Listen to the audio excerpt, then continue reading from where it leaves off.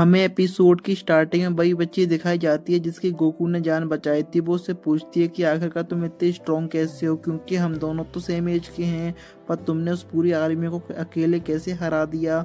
तब गोकू बताता है ये सब ट्रेनिंग का नतीजा है, पर वो एक छोटी बच्ची थी, उसे ट्रेनिंग का मतलब भी नहीं पता था। अब गोकू खुद कंफ्यूज हो गया था कि वो ट्रेनिंग का मतलब कैसे बताए। तब भी वो बोलती है कि जाने दो, मैं बस तुम्हें शुक्रिया अदा करना चाहती हूँ क्योंकि तुमने मेरी जान बचाई। पर वो तभी नोटिस करती है कि गोकू के कान राउंडेड नहीं होते। फिर वो पूछती है कि आखिर तुम कौन से वर्ल्ड से आए हो। तब गोकू बता देता है कि वो सेन वर्ल्ड से आया है, और वो कंफ्यूज हो जाती है क्योंकि इसने इसके नाम कभी नहीं सुना था। तो वो डिटेल मांगती है, तुम आखिर कौन से वर्ल्ड से हो। तब सुप्रीम काय और गोकू कंफ्यूज हो चुके थे कि उसे क्या बोलें, क्योंकि वो सच तो नहीं बता सकते। तब ग्लोरी बोलता है ये सेकंड वर्ल्ड से है। तब वो सुप्रीम के बीच में बोलती है, तुम भी बहुत ज़्यादा बहादुर हो, तुम में इतनी पावर नहीं थी तब भी तुम उन लोगों को बचाने के लिए मैदान के बीच में उतर गई। गोकू बोलता है और साथ में बेवकूफ़ भी। वो गोकू को अपना मुंह बंद करने के लिए बोलती है। वो कहती है कि अगर वो बम मेरा काम कर जाता तो मुझे तुम्हारी जरूरत नहीं पड़ती। तभी ग्लोरी बोलता है कि अब इसे छोड़ो, हमें देर हो रही है, और वो वहाँ से जाने लग जाते हैं। तो वो पूछती है कि तुम कहाँ जा रहे हो, और हम जानते हैं कि गोगो कितना इनोसेंट है, वो उसे झूठ बोलना आता ही नहीं। वो बता देता है कि हम कैसल जा रहे हैं। इससे पहले कि सुप्रीम गाय उसे रोक पाते तब तक बहुत देर हो चुकी थी। उस लड़की ने तो वो सुन लिया था। तब वो बच्ची पूछती है कि तुम उधर क्यों जा रही हो। तो सुप्रीम गाय बोलते हैं कि माफ़ करना, हमें तुम्हें बता नहीं सकते, वो वहाँ से जल्दी पहुँचना है। और वो तीनों वहाँ से निकल जाते हैं। और तब वो लड़की अपने आप से बोलती है कि उसका रास्ता तो मुझे पता है, और वो आराम से उन तीनों को पीछे करने लग जाती है। और दूसरी तरफ गोमा की आर्मी पूरी परेशान थी क्योंकि ये छोटा सा बच्चा आके उनकी पूरी आर्मी खत्म करके चला गया और उसका कोई नामो निशान भी नहीं है। तभी जेला अपने बाकी लोगों को लगा देता है कि उस बच्चे को ढूंढो, क्योंकि अब बात उनकी इमेज और ईगो पे आ चुकी थी। और दूसरी तरफ हमें दिखाया जाता है कि वो बच्ची अभी भी उन तीनों का पीछा कर रही थी। और तभी गोकू बोलता है कि उसे भूख लग रही है, और फिर वो बच्ची अपना बैग से राइस बॉल निकाल के गोकू को दे देती है। चलो कम से कम ये कोई यूजलेस कैरेक्टर तो नहीं है। और अब उसके गोकू खाना ऑफर कर दिया था तो उसका दिल तो जीत चुकी थी, तो गोकू से रोकता नहीं है इनको पीछे आने से। फिर सुप्रीम गाय पूछते हैं कि तुम्हारा नाम क्या है। तब वो बताते हैं कि मेरा नाम है पांजी। और गोकू इस बात पर हंसता है कि ये कितना वियर्ड नाम है। फिर वो उससे गोकू से पूछती है कि अच्छा तुम्हारा नाम क्या है। तब वो बताता है कि मेरा नाम गोकू है। फिर पांजी बोलती है और तुम मेरा नाम क्यों वियर्ड बोल रहे थे, तुम्हारा नाम तो और भी ज़्यादा वियर्ड है। गोकू बताता है कि मेरा एक और नाम है केकरोट। और तब पांजी उसकी बातें अजीब लग रही होती हैं कि आखिर किसी के दो दो नाम कैसे हो सकते हैं। और उसके लिए वो दोनों नाम ही अजीब थे क्योंकि डीमन वर्ल्ड में ऐसे नाम कोई रखता ही नहीं।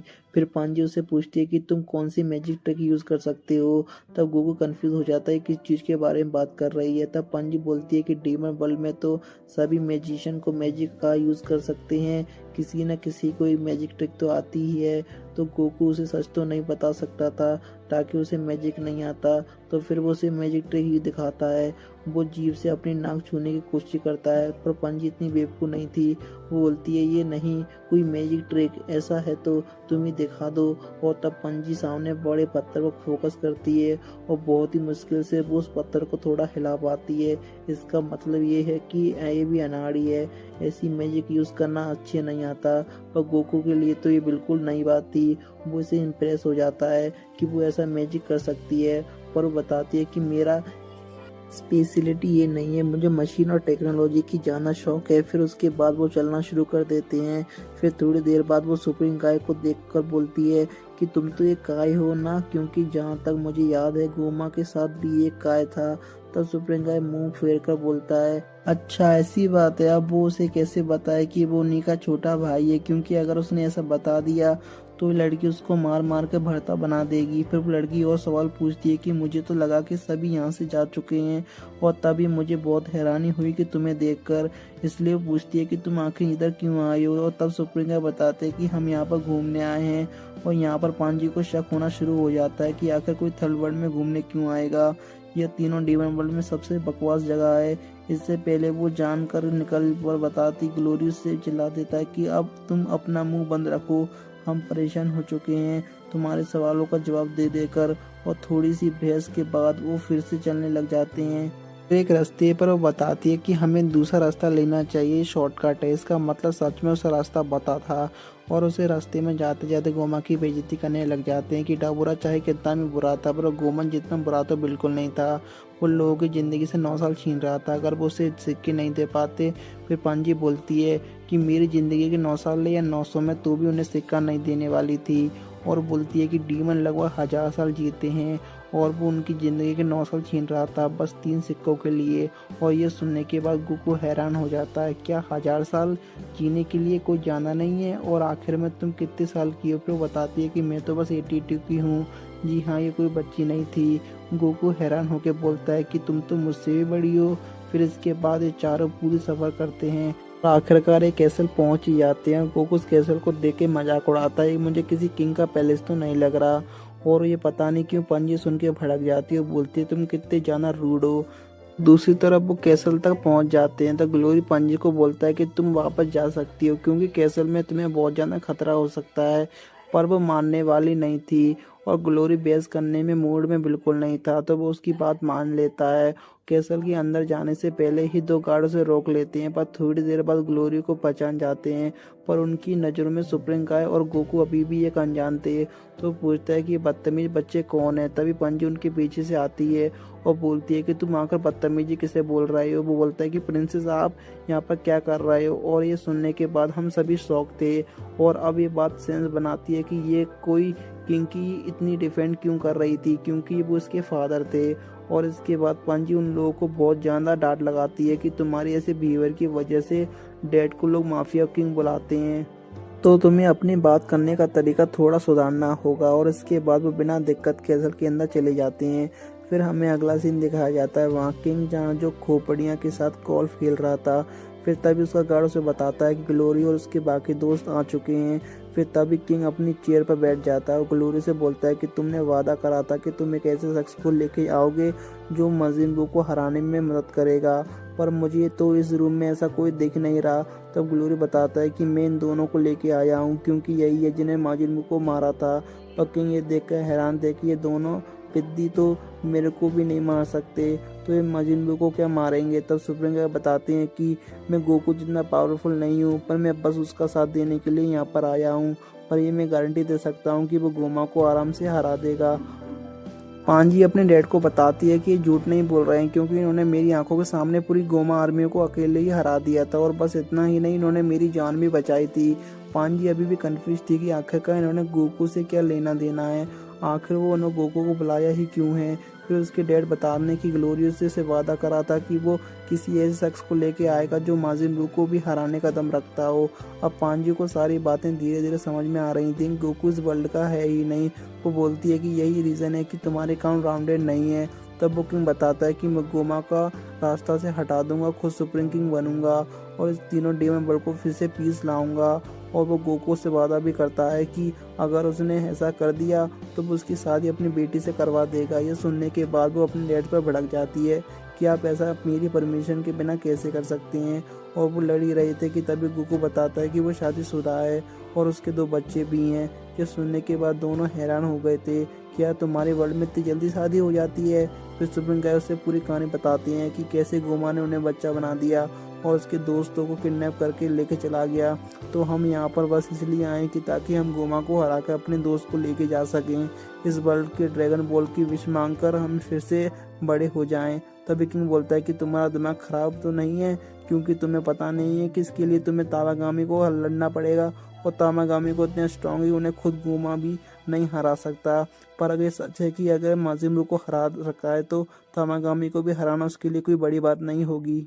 फिर वो किंग बोलता है कि ठीक है मैं तुम्हारी मदद करूंगा पर उससे पहले मुझे तुम्हारा एक टेस्ट लेना होगा। और वो गोकू और बाकी सभी को फाइटिंग ग्राउंड में लेके जाता है।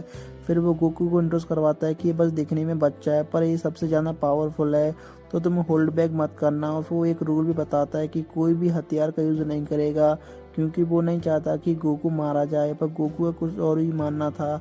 तो वो बोलता है कि उन्हें जो यूज़ करना है वो यूज़ करने दो, उससे मेरी अच्छी खासी ट्रेनिंग हो जाएगी। और बैटल ग्राउंड में उतरने के बाद गोकू जो उनका हाल करता है वो देखने लायक था। वो उन्हें बिना किसी दिक्कत के हरा देता है। यहाँ तक कि हमें सुपर सीन की ग्लव्स में देखने के लिए मिलते हैं और वो देख के सभी हैरान। और सुप्रीम के ग्राउंड को जैसे उन्होंने प्रॉमिस करा था वो उन्हें प्लेन लेकर ला देता है। और प्लेन की कंडीशन इतनी सही नहीं थी और प्लेन की साथ साथ वो उन्हें खाना पानी और बाकी सामान भी देता है। तब सुप्रीम किंग एक रिक्वेस्ट करते हैं कि शायद कुछ दिन बाद हमारे दोस्त भी यहाँ पर आ जाएंगे पर उन्हें यहाँ का पिन नहीं पता, तो क्या तुम कुछ कर सकते हो। तभी वो अपने एक चेले हाई बीज को बुलाता है जो पागलों की तरह इधर उधर डांस कर रहा था। फिर किंग हाई बीज को ऑर्डर देते हैं कि तुम इनके वर्ल्ड में जाके इनके दोस्त को लेके आ जाओ। पर वो बोलता है कि अभी जाना जरूरी है क्योंकि मुझे तो पार्ला जाना था, इसके वर्ल्ड पूरा खतरे में है और इसे मेकअप की पड़ी है। फिर वो उनके दोस्तों को उनकी कंडोकेशन और सारी डिटेल ले लेता है और वो बोलता है कि उसे एक शिप की जरूरत पड़ेगी। इसके बाद गोकू और उसके दोस्त वहां से जाने लगते हैं पर पांजी भी उनके पीछे आ जाती है। किंग उसे बहुत रोकने की कोशिश करते हैं पर वो सुनती नहीं है। वो बोलती है कि ये शिप कितनी खराब हो रखा है, क्या होगा अगर इसके बीच में काम करना बंद कर दिया तो। आप तो जानते ही हो मैं कितनी बेस्ट मैकेनिक हूँ। और गोकू भी किंग को दिलासा देता है कि मैं इसका पूरा ख्याल रखूंगा। और जैसे ही शिप में बैठ रहे होते हैं तो सुप्रीम गाय गोकू को रोकते हुए बोलता है कि मुझे ग्लोरी पर बिल्कुल भरोसा नहीं है क्योंकि उसने मुझसे कहा था कि किंग ने हमें बुलाया है, पर किंग तो हमारे बारे में कुछ पता ही नहीं था और ना ही उन्हें ये पता था कि वे बच्चे बन चुके हैं। पर जैसे ही गोकू से उम्मीद थी उसने वैसे ही जवाब दिया। वो बोलता है कि इसे क्या ही फर्क पड़ता है, हमें तो बस अपने दोस्तों को बचाना है और शिप लेकर वहां से रवाना हो जाते हैं। तब गोकू से पूछता है कि आखिर हमें वहां पहुंचने में कितना टाइम लगेगा। तब ग्लोरी बताता है कि हमें लगभग 4 दिन लग सकते हैं और यहाँ सिर्फ मुश्किल से 5 मिनट भी नहीं चलती और यहीं तभी क्रश हो जाती है और इसी क्रश के साथ एपिसोड यहीं खत्म हो जाता है। एपिसोड 6 की स्टार्टिंग में हमें दिखाया जाता है कि उनकी स्पेसशिप क्रश हो जाती है। बाद में पांजी बताती है कि जाना सामान की वजह से ऐसा हुआ है और वो सब काम का ही सामान था जैसे फूड, टिश्यू पेपर वगैरह वगैरह। और तब सुप्रीम गाय बोलते हैं कि हमें इतने सामान की जरूरत भी नहीं है। फिर हमें दिखाया जाता है कि पांजी वो शिप ठीक करने लग जाती है क्योंकि हमें पता है कि वो ये मैकेनिक है। फिर तभी वो पूछती है कि तुम इन सब काई सामा कह के क्यों बुलाते हो। फिर गोकू बताता है कि हमारी यूनिवर्स में बहुत सारे काई हैं जो बेसिकली गॉड्स हैं जैसे कि नॉर्थ काई, साउथ काई, ईस्ट काई और वेस्ट काई और ये है इन सबसे सुप्रीम काई। तब पांजी हैरान होकर बोलती है क्या तुम गॉड हो, फिर तो तुम्हारा डीमन वर्ल्ड में जाने का फायदा ही हो गया। तो अभी बताओ तुम पैसा कितना कमाती हो। सुप्रीम गाय बोलती है कि मुझे इस काम के पैसे नहीं मिलते। फिर पांजी बोलती है तो क्या फायदा। पर इसी बीच गोकू के पेट में कुछ गड़बड़ हो जाती है और वो बोलता है कि मुझे हल्का होना है। पर पांजी साफ मना कर देती है कि हम वापस नहीं जाने वाले क्योंकि कैसल यहाँ से बहुत दूर है। पर गोकू तभी बोलता है कि मुझे ब्लेम मत करो, इस पे मेरा कोई कंट्रोल नहीं है और वैसे भी ये खुली वादियां कब काम आएंगी। तो जैसे ही वो जा रहा होता है तो पांजी से पूछता है क्या तुम्हारे पास टिश्यू पेपर है और वो टिश्यू पेपर उसके सीधे मुंह पे मारती है। तब पांजी बोलती है कि सच में इतना स्ट्रांग है जितना तुम कहते हो। तब सुप्रीम गाय बोलते हैं कि मेरे हिसाब से तो गोकू ही पूरी यूनिवर्स का सबसे स्ट्रांग है और ये बात सही भी है क्योंकि गोकू फ्यूचर में गॉड्स तक को हैरान करने वाला है। गोकू की जाती वहाँ पर गोमा आर्मी आ जाती है। तब ग्लोरी बोलता है कि तुम ऐसे एक्ट करना जैसे कि तुम्हें कुछ पता ही ना हो क्योंकि मुझे फाइट नहीं चाहिए। और वो दोनों आके उनसे सवाल पूछने लग जाते हैं कि तुम कहाँ से हो और यहाँ पर क्या करने आए हो। ग्लोरी बताता है कि मैं फर्स्ट वर्ल्ड से हूँ। सुप्रीम गाय बोलते हैं कि मैं सेकंड वर्ल्ड से हूँ। पांजी बोलती है कि मैं थर्ड वर्ल्ड से हूँ। उन्हें शक हो जाता है कि आखिर 3 अलग अलग वर्ल्ड के डीमन एक साथ क्या कर रहे हैं और ये कोई ऐसी जगह नहीं है जहाँ घूमने आए। तो सुप्रीम गाय बोलते हैं कि हम थ्रिल करने के लिए आए हैं और हम किसी ऐसे बच्चे को नहीं जानते जिसके बाल खड़े हैं और उसके पास एक पावर पुल है। ये सुनने के बाद उनसे ज्यादा सवाल नहीं पूछता और बोलते हैं कि अगर तुम्हें कोई बच्चा दिखाई दे तो हमें इन्फॉर्म करना। उनके ठीक जाने के बाद गोकू भी वापस आ जाता है और पांजी उसे बोलती है कि तुम लकी हो कि तुम यहाँ पर नहीं थे, अब तुम पूरे डीमन वर्ल्ड में वांटेड हो चुके हो। अब सुप्रीम गाय बोलते हैं कि अगर तुम अपने बाल नीचे कर लो तो शायद तुम्हें ढूंढने में उन्हें दिक्कत हो। तब पांजी बोलती है कि सब छोड़ो, पहले तुम ये बताओ कि तुमने हाथ धोए। तब गोकू साफ मना कर देता है और पांजी को लगता है कि आखिर ये किसको उठा ले आए हैं। उसे गोकू की हरकतें देखकर यकीन नहीं आ रहा था कि किसी ने माजिन बू को हराया है और इसके बाद वो शिप लेकर यहाँ से चले जाते हैं। फिर पांजी सुप्रीम गाय से पूछती है कि क्या सच में तुम पेट से पैदा होते हो। फिर सुप्रीम गाय रेवल करते हैं कि ये सच है। तब गोकू बोलता है कि इसका मतलब तुम एक पेड़ हो, यही रीजन है कि तुम खाना नहीं खाते हो, बस लिक्विड जैसी चीजें पीती हो। फिर पांजी बोलती है कि इसका मतलब डेगासू भी तुम्हारा ब्रदर है। फिर वो बताता है कि डेगासू के जन्म उसी ट्री से हुआ था जब मैं 216 साल का था। तो हाँ, मैं तुम कह सकते हो कि वो मेरा छोटा भाई है। फिर गोकू पूछता है क्या सभी कई एक ही ट्री से होते हैं, जैसे एल्डर काई, केबिटो और किंग काई। तो सुप्रीम काई बताते हैं कि ऐसा नहीं है, दरअसल पूरे 5 ट्री हैं जिनमें से 5 अलग अलग काइस का जन्म होता है। फिर पांजी पूछती है कि आका डेगासु पीछे क्यों रह गया, क्योंकि सभी काइस तो यह वर्ल्ड छोड़कर चले जाएंगे। फिर वो बताता है कि डेगासु हम सबसे अलग था, वो बाकी कायों के साथ मिलजुल के नहीं रहता था और उसकी सोच सबसे अलग थी। यही रीजन था कि वो बाकी कायों के साथ नहीं आया। फिर पांजी पूछती है कि उस साइंटिस्ट का क्या, जो उसी के साथ रहती थी। तब वो बताता है कि वो अरेनियस है, मेरी बड़ी बहन, जिसे हमने पहले एपिसोड में देखा था। वो भी एकदम डेगासु की तरह है और वो एक मेड साइंटिस्ट है। फिर गोकू बोलता है कि तुम्हारे सभी भाई बहन बहुत अजीब हैं। फिर सुप्रीम काई बोलते हैं कि अब इसमें मेरी तो कोई गलती नहीं है। थोड़ी देर बाद रात हो जाती है। फिर गोकू हैरान होता है कि अभी भी इतना उजाला क्यों है। तब पांजी बोलती है कि यहाँ पर 2 सन है और यही रीजन है कि यहाँ पर रात में इतना ज्यादा उजाला होता है। तब ग्लोरियो बोलता है कि हमें यहीं पर रुक के खा पी लेना चाहिए और रेस्ट कर लेना चाहिए, तभी हम सुबह जल्दी निकल पाएंगे। तब पांजी बोलती है कि आसपास कोई होटल नहीं है। इस पर ग्लोरियो कहता है कि नहीं, हमें यहाँ रात कैंप में ही गुजारनी होगी। तब पांजी बोलती है कि अगर ऐसा है फिर मैं नहाऊंगी कैसे यहाँ पर। तो उसने सुजुका वाली बात कर दी थी, इसका पूरा डीमन वर्ल्ड खतरे में और उसे नहाने की पड़ी है। तब गोकू बोलता है कि अगर तुम एक दिन नहीं नहाओगी तो कुछ नहीं होगा, मैं तो कई दिनों से नहीं नहाया हूँ। तब पांजी बोलती है कि यही रीजन है कि तुम इतने गंदे हो। इसके बाद वह केव में रुकते हैं और खाना खाने लग जाते हैं। पांजी ग्लोरियो से पूछती है कि तुमने कहा था कि तुम फर्स्ट डीमन वर्ल्ड के हो, पर तुम मुझे तो थर्ड वर्ल्ड के डीमन वर्ल्ड लगते हो। तब ग्लोरियो बताता है कि मैं थर्ड डीमन वर्ल्ड का ही हूँ, पर मुझे किसी ने हायर करा था, तभी मैं फर्स्ट डीमन वर्ल्ड में चला गया। तभी वो पूछती है कि तुम्हें किसने हायर करा था, उसका नाम क्या है। तब ग्लोरियो बताने में मना कर देता है। वो बोलता है कि अब सोने का समय आ चुका है। ये सुन के सुप्रीम काई को शक और भी जाना बढ़ जाता है कि आखिर ये छुपा क्या रहा है। उसके बाद हमें दिखाया जाता है कि सभी लोग सो जाते हैं पर ग्लोरी कहीं आसपास नहीं होता। फिर हमें दिखाया जाता है कि वो कॉल पर किसी से बात कर रहा होता है और वो बोलता है कि प्लान एकदम स्मूथली चल रहा है, हम कुछ ही दिनों में वहाँ पहुँच जाएंगे। और फिर हम रिवल करा जाता है कि जिसके लिए काम करता है वो कोई और नहीं, सुप्रीम काई की बड़ी बहन आरिजिन होती है। फिर वो बोलती है कि तुम बहुत ही अच्छा काम कर रहे हो, पर अगर कहीं कुछ भी गड़बड़ हो तो मुझे कॉल कर देना। और ये सारी बातें सुप्रीम काई सुन लेता है। वो बस सोने का नाटक कर रहा था।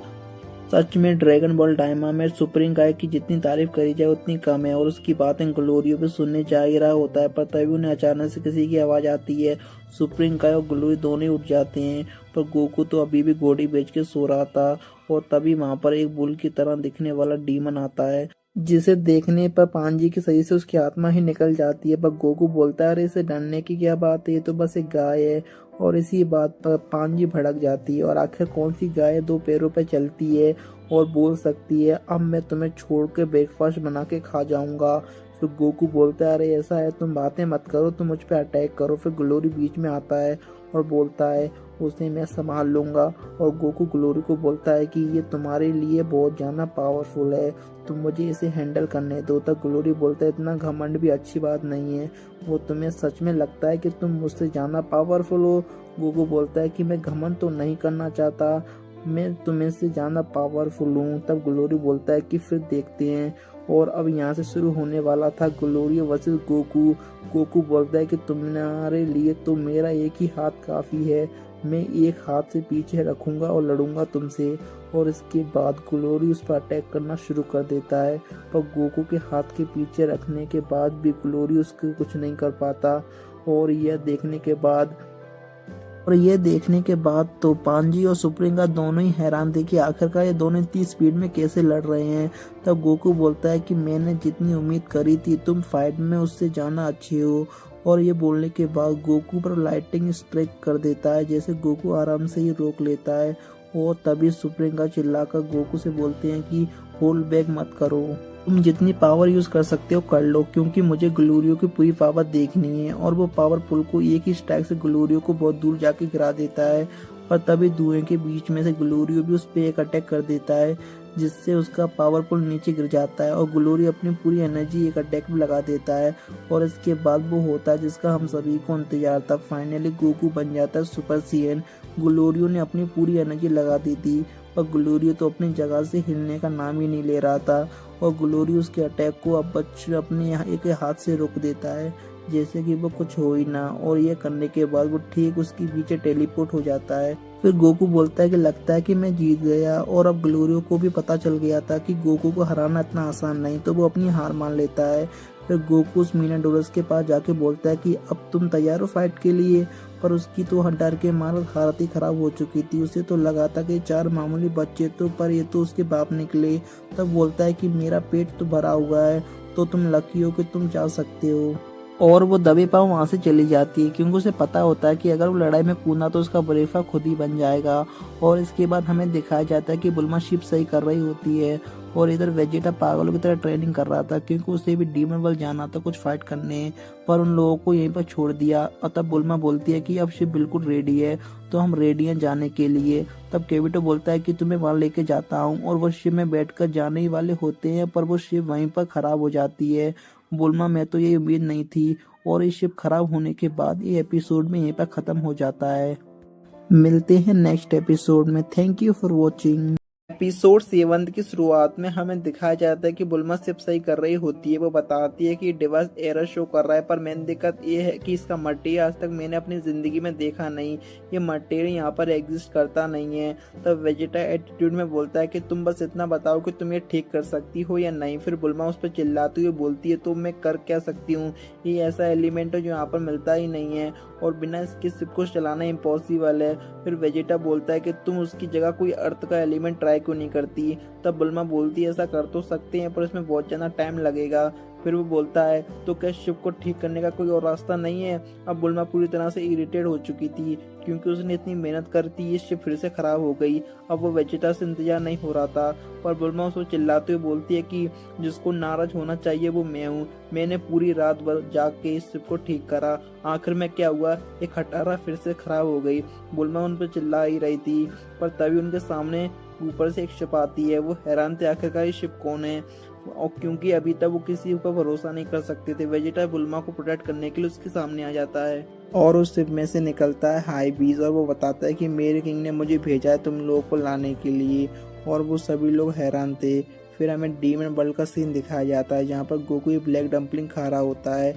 पांजी उसे बताती है कि डम्पलिंग 2 मील्स के बराबर है, उसे हम इमरजेंसी में यूज़ करते हैं ताकि हम कम खा के भी पेट भर सकें। तब गोकू वो ट्राई करता है और एक डम्पलिंग खा के उसका पेट फूलने लगता है, पर वो गोकू है, वो कहाँ रुकने वाला, तो वो दूसरा डम्पलिंग भी खा जाता है और उसका पेट और फूल जाता है। पांजी बोलती है कि मैंने तुमसे कहा था कि ये डम्पलिंग 2 मील्स के बराबर होता है, क्या तुम मेरी बात सुन भी रहे हो। तब पांजी अजीब सा मुंह बनाकर बोलती है कि मुझे यकीन नहीं होता कि तुम एक एडल्ट हो, और वो बोलती है कि तुम अपने बच्चों को कैसे हैंडल करते होगे, तुम्हारे तो खुद बच्चों वाली हरकतें हैं। फिर गोकू बोलता है कि इसके बारे में मैं ज़्यादा नहीं सोचता, और ये बात भी सही है क्योंकि जब गोटान पैदा हुआ तब गोकू मरने में बिजी था। दूसरी तरफ हमें दिखाया जाता है कि हाइबीज उन्हें अर्थ के लेकर आ चुका था। बुल्मा पूछती है कि आखिर केविटो हमारे साथ क्यों नहीं आया। तब पिकलो बताता है कि वो टेम्पल का ध्यान रखेंगे, और वैसे भी अब हाइबीज हमारे साथ है तो वो हमें जाना अच्छे से गाइड कर पाएगा क्योंकि उसने ये जगह देखी थी। और हमारा वेजिटा तो हर बार की तरह शांति था। इसके बाद बुल्मा हाइबीज से बात करने लग जाती है। फिर हाइबीज बताता है कि मुझे बस तुम्हारे दोस्तों के पास छोड़ना है। तब हाइबीज अपने किंग को कॉल करता है और बताता है कि वो डीमन वर्ल्ड पहुंचने ही वाले हैं। तब उसका किंग बोलता है कि गोकू और बाकी के लोग तमागामी के लड़ने के लिए निकल चुके हैं, तो तुम भी जल्दी से आ जाओ और आती है मुझे कॉल करना। फिर दूसरी तरफ हमें दिखाया जाता है कि पांजी प्लेन के बाहर देख रही होती है और वो कुछ नोटिस करती है। फिर वो ग्लोरियो से बोलती है कि शिप को जल्दी से रोक लो क्योंकि गोमा की आर्मी हमारा पीछा कर रही है। फिर ग्लोरी भी बोलता है कि हमें रूट चेंज करना होगा क्योंकि हमें अभी कोई ड्रामा नहीं चाहिए। पर आज उनकी किस्मत इतनी अच्छी नहीं थी क्योंकि उन लोगों ने उन्हें चारों तरफ से घेर लिया था, पर उन्हें कैसे पता चला कि ये इधर हैं। गोमा की आर्मी उन्हें ऑर्डर दे दिया कि चुपचाप अपने सिलेंडर कर दो। अब इनके पास कोई और रास्ता नहीं था बस उनकी बात सुनने के अलावा। क्योंकि ये नहीं चाहिए कि इनकी शिप को नुकसान पहुंचे। फिर पांजी बोलती है कि मुझे समझ आ गया उन्हें हमें कैसे ढूंढ लिया। वो बताती है कल उन्होंने मेरे कोलो को स्कैन करा था और उन्हें शक हो गया कि होगा कि हमारे साथ गोकू भी है, तो वो इस कोलो को ट्रैक करते हुए आ गए होंगे। पिछले एपिसोड में हमें बताया गया था किस तरह वो कोलो से किसी को भी ढूंढ सकते हैं। और पांजी बताती है कि थर्ड वर्ल्ड में हर किसी को ये कोला पहनना पड़ता है, चाहे वो उसे पसंद हो या ना हो। फिर गोकू बोलता है कि तुम उसे उतार क्यों नहीं देती, तब पांजी बोलती है कि मैं ऐसा नहीं कर सकती चाह के भी। तब ग्लोरी बोलता है कि मुझे नहीं लगता कि उन्हें पता है गोकू हमारे साथ है, क्योंकि अगर उन्हें पता होता तो वो हम पे बिना बोले ही हम पे अटैक कर देते। तब गोकू बोलता है कि इनसे डरने की वैसे भी कोई बात नहीं, हम डायरेक्ट इनसे फाइट कर लेते हैं। तब ग्लोरी उसे समझाता है कि अगर हमने ऐसा करा तो हमें दूसरे वर्ल्ड में नहीं जा पाएंगे, क्योंकि अगर इन्होंने पता चल गया कि ये हमारे साथ हैं तो ये भी हमें भी वांटेड लिस्ट में डाल देंगे। तब सुप्रीम गाय गोकू को बोलते हैं कि तुम पीछे जाके छुप जाओ। पांजी बोलती है कैसा आइडिया है, वो तो शिप को भी चेक करेंगे। पर सुप्रीम गाय बोलते हैं कि तुम बस मुझ पे भरोसा करो। और अब उनके पास और कोई रास्ता भी नहीं था, तो सुप्रीम गाय उनसे पूछते हैं कि आखिर तुमने हमें क्यों रोका। और अंदर पांजी डरती हुई कहीं वो गोकू को पकड़ ना लें। पांची का मन तो नहीं था गोकू को अकेले छोड़ने का, पर वो बाहर आ जाती है और गोमा की आर्मी पूरी शिप को अच्छी से चेक करती है। और पांजी की दिल की धड़कनें बढ़ती जा रही थी कि कहीं गलती से भी वो गोकू को ढूंढ ना ले, पर गोकू कहीं होता ही नहीं है। तो आखिर वो गया कहाँ। और वो छोड़ो ये देख के पांजी भी हैरान थी कि आखिर से जमीन निगल गई या आसमान खा गया। पर अचानक से कोई उसके शोल्डर पर टैप करता है और वो जैसे घूम के देखती है वो होता है गोकू। वो चिल्लाने ही वाली होती है, पर सुप्रीम गाय उसका मुंह बंद कर लेते हैं और ग्लोरी उन तीनों के बीच में आ जाता है, कोई उसे देख ना ले। फिर वो दोनों पांजी को शांत होने के लिए बोलते हैं और गोकू उधर ही छुप जाता है। फिर ग्लोरी उनके आर्मी से बोलता है कि अब तुम्हें खुशी मिल गई, हमें तुमसे पहले ही बोला था कि वो बच्चा हमारे साथ नहीं है, तो हमें आराम से जाने दो। अब उसके पास और कोई रास्ता भी नहीं था, तो वो अपनी बाकी आर्मी को लेके वहां से निकल जाते हैं। पांजी सुप्रीम गाय से पूछती है कि गोकू ने करा कैसे, क्योंकि मुझे अच्छे से याद है कि मैंने लास्ट टाइम उसे शिप के अंदर ही देखा था, तो वो मेरे पीछे कैसे आ गया। तब सुप्रीम गाय बताते हैं कि गोकू टेलीपोर्टेशन का यूज कर सकता है। और ये देख के पांजी बहुत ही ज्यादा इम्प्रेस हो जाती है। और गोकू को भी कमाल का ही है, वो हमेशा मुझे सरप्राइज कर देता है। वो ऐसी ऐसी चीजें कर सकता है जिसको पांजी ने कभी उम्मीद भी नहीं करी थी। सब कुछ ठीक चल रहा था और वो सोल्जर फिर से आके पांजी को पकड़ लेते हैं और बोलते हैं कि तुम्हें हमारे साथ चलना होगा। ग्लोरी बीच में आके बोलता है कि तुम्हें ऐसा नहीं कर सकते। अब वो बताता है कि उस दिन एक बच्ची ने हमारे ऊपर ग्रेनेड फेंका था और हमें शक है कि ये वही बच्ची है। सुप्रीम गाय उसे समझाने की कोशिश करते हैं कि ऐसा कुछ नहीं हुआ था, क्योंकि ये पूरे टाइम हमारे साथ ही थी। वो जबरदस्ती उसको लेके जाने वाला होता है, पर तभी पांजी उसको ही शौक लगा देती है। तब सुप्रीम गाय बोलती हैं कि अब कोई फायदा नहीं पीछे हटने का, और वो दोनों ही पूरी आर्मी से अकेले ही भिड़ जाते हैं। और ड्रैगन बॉल में पहली बार सुप्रीम गाय को लड़ते हुए दिखाया और सच में काफी बहुत ही ज्यादा अच्छी फाइट थी। तो इसी लड़ाई के बीच में इनकी शिप भी डैमेज हो जाती है और यह देखकर तो उन्हें और भी ज्यादा गुस्सा आ गया था। तब ग्लोरी सुप्रीम गाय उनकी शिप को बर्बाद कर देते हैं। अब वो लोग डर के मारे भागे रहे थे, पर तभी गोकू अपनी पावर से उन्हें रोक लेता है, क्योंकि अगर हाथ से निकल गए तो बहुत ही ज्यादा दिक्कत हो जाएगी। इसके बाद हमें दिखाया जाता है कि पांजी उनकी सभी कम्युनिकेटर खराब कर रही होती है, ताकि ये बाकी लोगों को ना बता दें कि हम गोकू के साथ हैं। और वो उनको शुक्रिया भी करती है, क्योंकि अगर वो चाहती तो बिना उसके आगे बढ़ सकते थे, पर उनने उसकी मदद करी। पर अब सबसे बड़ी प्रॉब्लम ये थी कि उनके पास अब कोई शिप नहीं था। पर तभी उनकी नज़र पड़ती है सोल्जर की शिप में, जो कि बहुत ही अच्छी कंडीशन में थी।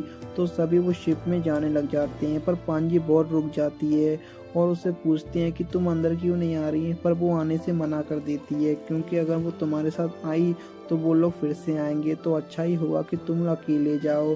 तब सुप्रीम गाय बोलती हैं कि क्या मैं इस कोला को देख सकता हूँ। जिसका डर था वो ही हुआ। एक कोला कैचिटाइड से बना हुआ था।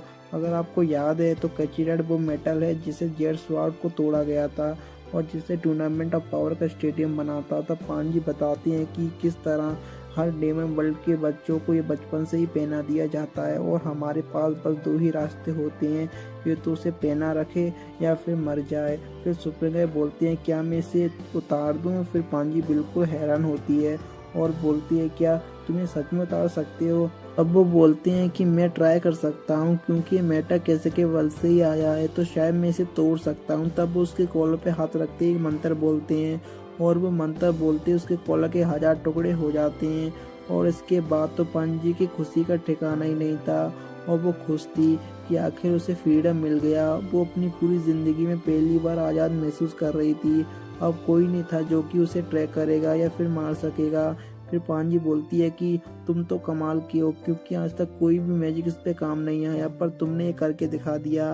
ये बात मैंने पिछले एपिसोड में भी बोली थी और इस एपिसोड में भी बोल रहा हूँ कि डायमा में सुप्रीम गाय की जितनी तारीफ की जाए वो कम है। फिर पांजी पूछती है क्या कोई एक खास तरह का स्पेल है जो बस गाइस यूज कर सकते हैं। तब वो उसे बताते हैं कि इसे कोई भी यूज कर सकता है और ये सुन के पांजी और भी ज्यादा खुश हो जाती है और वो बोलती है कि ये हमें सबको बता देना चाहिए ताकि सब लोग आजाद हो सकें। तो वो फिर से शिप में जाने लग जाते हैं। तब पांजी पूछती है कि मैंने तुमसे अभी तक तुम्हारा नाम नहीं पूछा, तुम्हारा नाम क्या है। तब सुप्रीम बताते हैं कि मेरा नाम है शाइन। फिर पांजी बोलती है ये तो तुम्हारे उस दुनिया का नाम है, तुम्हारा रियल नेम क्या है जो कि तुम्हें डीवन वर्ल्ड से मिला है। फिर सुप्रीम बताते हैं कि मेरा रियल नेम है नहारे। और गोकू बोलता है कि तुमने कभी बताया नहीं तुम्हारा रियल नेम भी है और अब तुम्हें इसी नाम से बुलाऊंगा। गोकू उनका नाम लेने का ट्राई तो करता है पर उसे अजीब लगता है और वो बोलता है खैर छोड़ो, मैं तुम्हें कायु समय ही बुलाऊंगा। और वैसे भी सच में नाम बहुत अजीब था, ये सिर्फ उनके पिछले शिप से बहुत ही ज्यादा बेहतर था। ये दुगनी स्पीड से चलती है और इसमें कोई भी कमी नहीं थी। पर तभी ग्लोरी बोलता है कि हमारे पास एक दिक्कत है कि अगर हमने तामागामी को हरा भी दिया और ड्रैगन बॉल भी ले ली तब भी हम दूसरे वर्ल्ड में नहीं जा पाएंगे क्योंकि उसके लिए हमें ये शिप का नंबर पता होना चाहिए और वो हमें नहीं पता। तब पांजी बोलती है कि वो सब तो मुझ पे छोड़ दो और वो अपने एक हैकर दोस्त को कॉल लगाती है और वो 2 मिनट में ही शिप को हैक करके उन्हें पिन बता देता है और वो ये भी बताता है कि तुम्हारे अर्थ के दोस्त आ चुके हैं। पांजी बोलती है कि हमें उनके लिए रुकना चाहिए पर गोकू साफ मना कर देता है। वो बोलता है कि मैं वेट नहीं कर सकता तामागामी से लड़ने के लिए, तो हमें डायडो से पास जाना चाहिए। और दूसरी तरफ हमें दिखाया जाता है कि वेजिटा और बाकी लोग अब डेमन वर्ल्ड में पहुंच चुके हैं। किंग एबिस बोलते हैं कि तुम्हें यहाँ पर रुकने के लिए किसने बोला, तुम तक नहीं रुक सकते जब तक ये अपने दोस्तों से नहीं मिल जाते। पर एबिस बोलता है कि मेरी अभी एक डेट है तो मैं नहीं जा सकता। पर किंग को पता होता है कि ये साफ झूठ बोल रहा है। वो उसे बोलते हैं कि तुम्हारी कोई गर्लफ्रेंड ही नहीं है तो तुम्हें डेट पर किसके साथ जा रहे हो, तुम चुपचाप इनको उनकी सही जगह पर छोड़ कर आओ और उसके बाद तुम्हें खाने के लिए जो चाहिए मैं तुम्हें वो दिलाऊंगा। और दूसरी तरफ फाइनली वो तामागामी के पास पहुंच जाते हैं। पांजी और ग्लोरी से बार बार पूछ रहे थे क्या तुम सच में तैयार हो उससे लड़ने के लिए। सुप्रीम गाय तो उस पर पूरा भरोसा था। गोकू बोलता है कि मैं लड़ूंगा तो पर पहले मुझे कुछ खाना है। फिर वो पास ही में जाके कुछ खाने लग जाता है और वहाँ पर वेटर से पूछता है तामागामी के बारे में कि तामागामी से कौन लड़ा था। वो बताता है कि आखिरी बार किसी ने 20 साल पहले ट्राई किया था। वो बहुत ही जिद्दी था, वो चाहता था गिव अप कर सकता पर वो उसने नहीं किया और यही रीज़न था कि वो मारा गया। फिर गोकू बोलता है कि हम उसे चैलेंज कैसे करें। वो वेटर थोड़ी देर के लिए हैरान था कि आखिर ये बच्चे ये सवाल क्यों पूछ रहे हैं, पर वह तब भी बता देते हैं कि तुम्हें उसके पास जाकर बोलना होगा कि मुझे फाइट करनी है। अब टाइम आ चुका था तामागामी से लड़ने का। पांजू से लास्ट वार्निंग देती है कि तुम एक बार और सोच लो क्योंकि खुद डाबूरा भी उसे नहीं हरा पाया। पर ये सुनने के बाद तो वो और भी ज्यादा एक्साइटेड हो जाता है।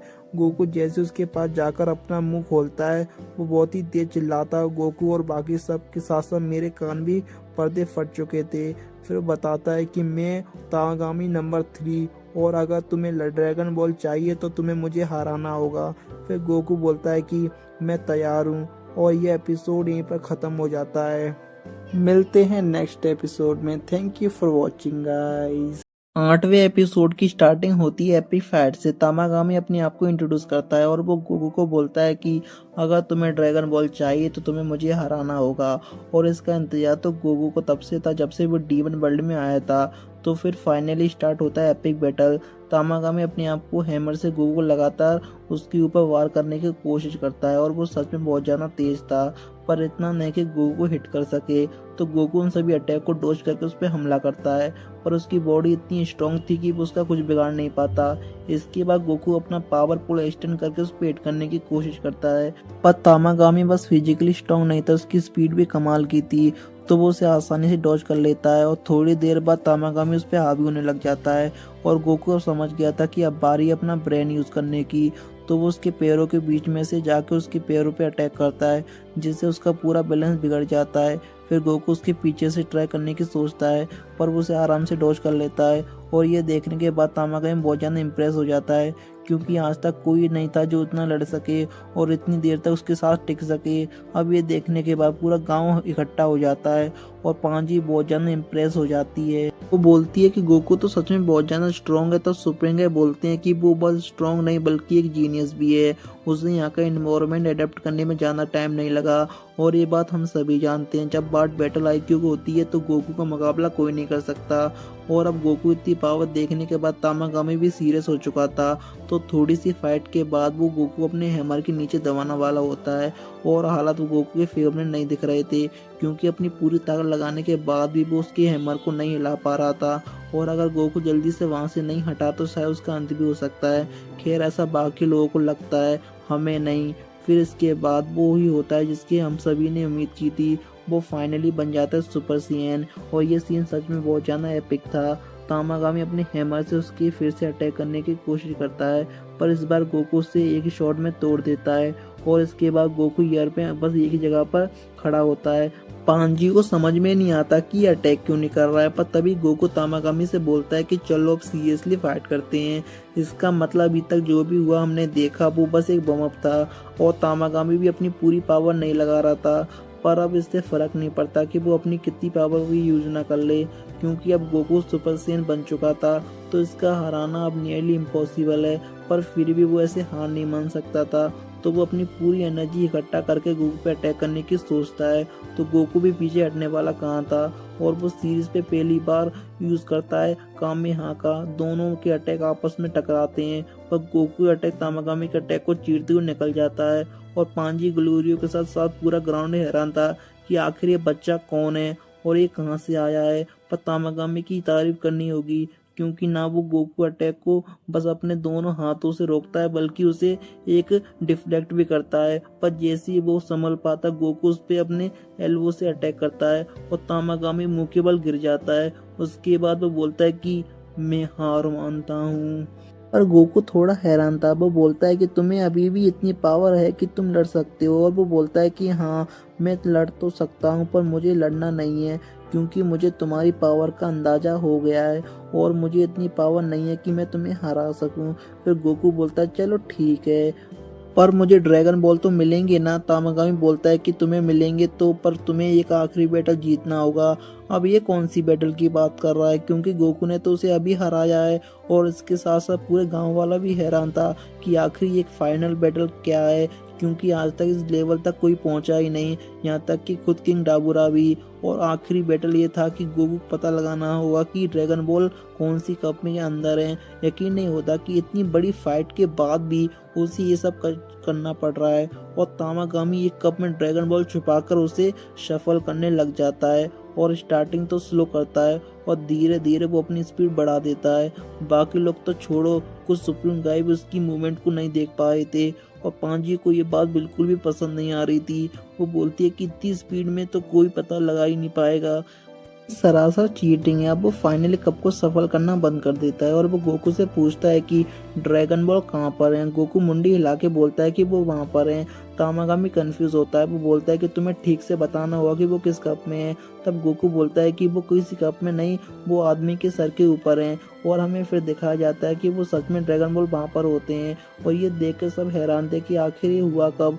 तब गोकू रिवील करता है कि तामागामी ने सफलिंग के समय उस ड्रैगन बॉल को हवा में उड़ा दिया था और गोकू के अलावा ये चीज कोई नोटिस नहीं कर पाया। तब तामागामी स्माइल करता है और गोकू को आराम से ड्रैगन बॉल दे देता है और वो उसकी तारीफ भी करता है कि तुम बहुत ज्यादा अच्छे फाइटर हो और ईमानदार भी, और मुझे उम्मीद है कि तुम बाकी दोनों को भी हरा दोगे। और अब पूरा गांव ही खुश था क्योंकि गोकू ने वो करके दिखा दिया जो डीमन वर्ल्ड की हिस्ट्री में आज तक किसी ने नहीं किया। और तभी आता है ग्लोरियो के पास एक कॉल, और ये किसी और का नहीं बल्कि एरेंस का था। ग्लोरियो से बताता है कि गोकू ने तामागामी को हरा दिया, और ये सुन के वो हैरान तो नहीं होती, पर उसे उम्मीद नहीं थी कि सब कुछ इतना स्मूथली हो जाएगा। फिर कॉल कट करने के बाद वो बोलती है कि अब बारी है मेरे असली प्लान पे काम करने की। तो आखिर इसका असली प्लान क्या है? फिर हमें दिखाया जाता है कि गोकू और बाकी लोग वहाँ से निकल जाते हैं और तामागामी कामेहा की प्रैक्टिस कर रहा था। ये सीन सच में बहुत ज्यादा फनी था। फिर पांजी बोलती है कि मुझे अभी भी यकीन नहीं हो रहा कि तुम इतने ज्यादा स्ट्रॉन्ग कैसे हो। गोकू तो आराम से खाने में लगा हुआ था। तब पांजी फिर से बोलती है कि आखिर इसकी बॉडी वर्क कर भी कैसे रही है, क्योंकि जिस तरीके से दोनों लड़ रहे थे इसे तो खड़ा भी नहीं होना चाहिए था। तो सुपरमैन गाय पूछते हैं कि हम किधर जा रहे हैं। तब ग्लोरी बताता है कि अब हम बाप्समा के पास जाना होगा सेकेंड वर्ल्ड में जाने के लिए। फिर ग्लोरी बोलता है कि हमें लैंड और सी के बीच में से जाना होगा ताकि हम पकड़े ना जाएं। तब पांजी बोलती है कि हमें तो उनके रेडियो खराब कर दिए तो वो हमें पकड़ नहीं पाएंगे। तो ग्लोरी बताता है कि बस इतनी बात नहीं है, गोकू ने तामागामी को हराया है तो ये बात पूरी आग की तरह फैल गई होगी और उन्हें पता चल जाएगा गोकू हमारे साथ है, तो हमें चुपके से रहना होगा। फिर हमें दिखाया जाता है गोमा का पैलेस, जहाँ पर वो अभी भी बूस लगा ही देख रहा था। लगता है ये इसे जाना ही पसंद आ गया। वो बोलता है कि इसको तो मैंने कहीं पर देखा हुआ है, और जब वो स्क्रीन जूम करता है तो वो कोई और नहीं एरेंस होती है। गोमा के तो होश ही उड़ गए थे कि आखिर ये कर क्या रही है। फिर हमें दिखाया जाता है कि जब बू के हजारों टुकड़े हो चुके थे तब एक फ्रेगमेंट उसने भी ले लिया था। गोमा बोलता है कि आखिर यहाँ पर पहुंचा कैसे और इसे माजिन बू के बारे में बताया किसने। तब गोमा बोलता है कि जरूर डागुरा ने उसे इसके बारे में बताया होगा, पर फिर भी आखिर माजिन बू के फ्रेगमेंट का करना क्या चाहती है। फिर हमें दिखाया जाता है एरेंस को, जो बोलती है कि अब टाइम आ चुका है, और वो जाती है एक अजीब सी लैब में जो बहुत ही डार्क और मिस्टीरियस थी, जहाँ पर एक बूढ़ी औरत कुछ ना कुछ तो बना रही होती है। दरअसल फिर से माजिन बू को क्रिएट करने वाले हैं। फिर एरेंस उसे बोलती है कि इस बार कुछ अच्छा काम करना, क्योंकि पिछली बार जो तुमने माजिन बनाया तो उन्हें तो मैंने ही हरा दिया था। फिर वो ओल्ड लेडी बोलती है कि इस बार हमारे पास माजिन बू का फ्रेगमेंट है तो कोई दिक्कत नहीं होनी चाहिए। फिर एरेंस बोलती है कि कोई दिक्कत नहीं होनी चाहिए कि मतलब क्या, पिछली बार भी माजिन बू तुमने ही बनाया था ना। फिर वो औरत बोलती है कि वो आखिर मैंने नहीं बनाया था, वो महान जादूगर बिबड़ी ने बनाया था, मैंने नहीं। फिर एरेंस उसे हंसते हुए बोलती है कि मुझे सच पता है कि बिबड़ी तुम्हारे पास आया था माजिन बू बनवाने के लिए, क्योंकि इतनी काबिलियत बिबड़ी के पास भी नहीं थी कि वो माजिन बू को बना सके। फिर एरेंस बोलती है कि माजिन बू वो ही था जिसने पूरे डीमन वर्ल्ड में कायरन्स बुलाए थे, और बस इतना ही नहीं, उसकी वजह से मेरे देश के लोगों को ये वर्ल्ड छोड़कर जाना पड़ा और आधे से ज्यादा लोगों को उसने मार दिया। पर फिर भी तुम चिंता मत करो, ये राज हम दोनों के बीच में रहेगा। पर वो ऑलरेडी उस बात का जवाब नहीं देती, और वो बोलती है कि अब ये रेडी हो चुका है, पर मैं इसे सक्सेस नहीं कहूँगी क्योंकि इसको कंट्रोल करना नियरली इम्पॉसिबल है। पर एरेंस के लिए तब भी एक सक्सेस ही थी। वो बोलती है कि मैं डीमन वर्ल्ड में सबसे ग्रेट साइंटिस्ट हूँ, पर तब भी मुझ में इतनी काबिलियत नहीं है कि माजिन बू को बना सकूं। फिर वो लेडी बोलती है कि मुझे तुम्हारे सलाइवा की जरूरत है। एरेंस थोड़ा हैरान होती है कि आखिर ये बोल क्या रही है।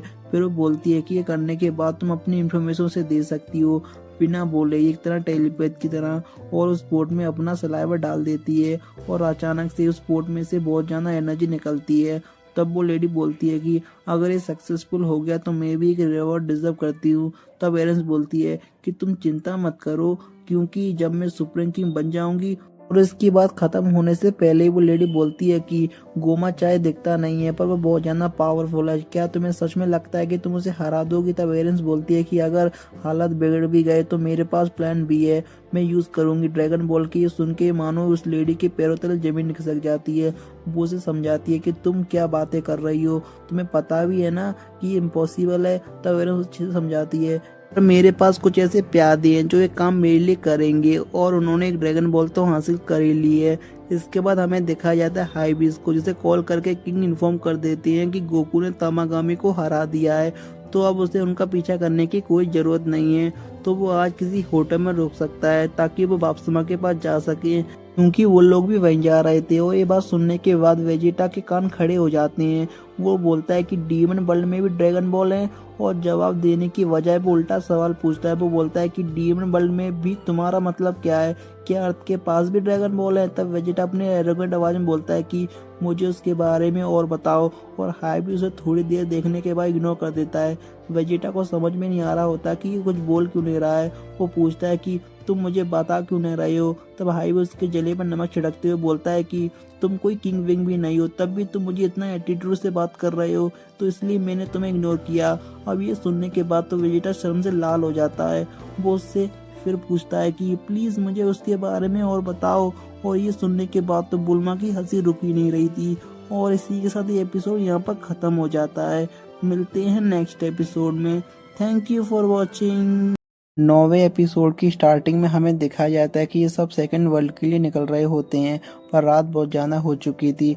तो पांजी को नींद आती है और ग्लोरी बोलते आते हैं, और वो गोकू से बोलते हैं कि वो अपनी स्टिक को भी अंदर रख ले, क्योंकि वो तुम्हें से पहचान लेंगे।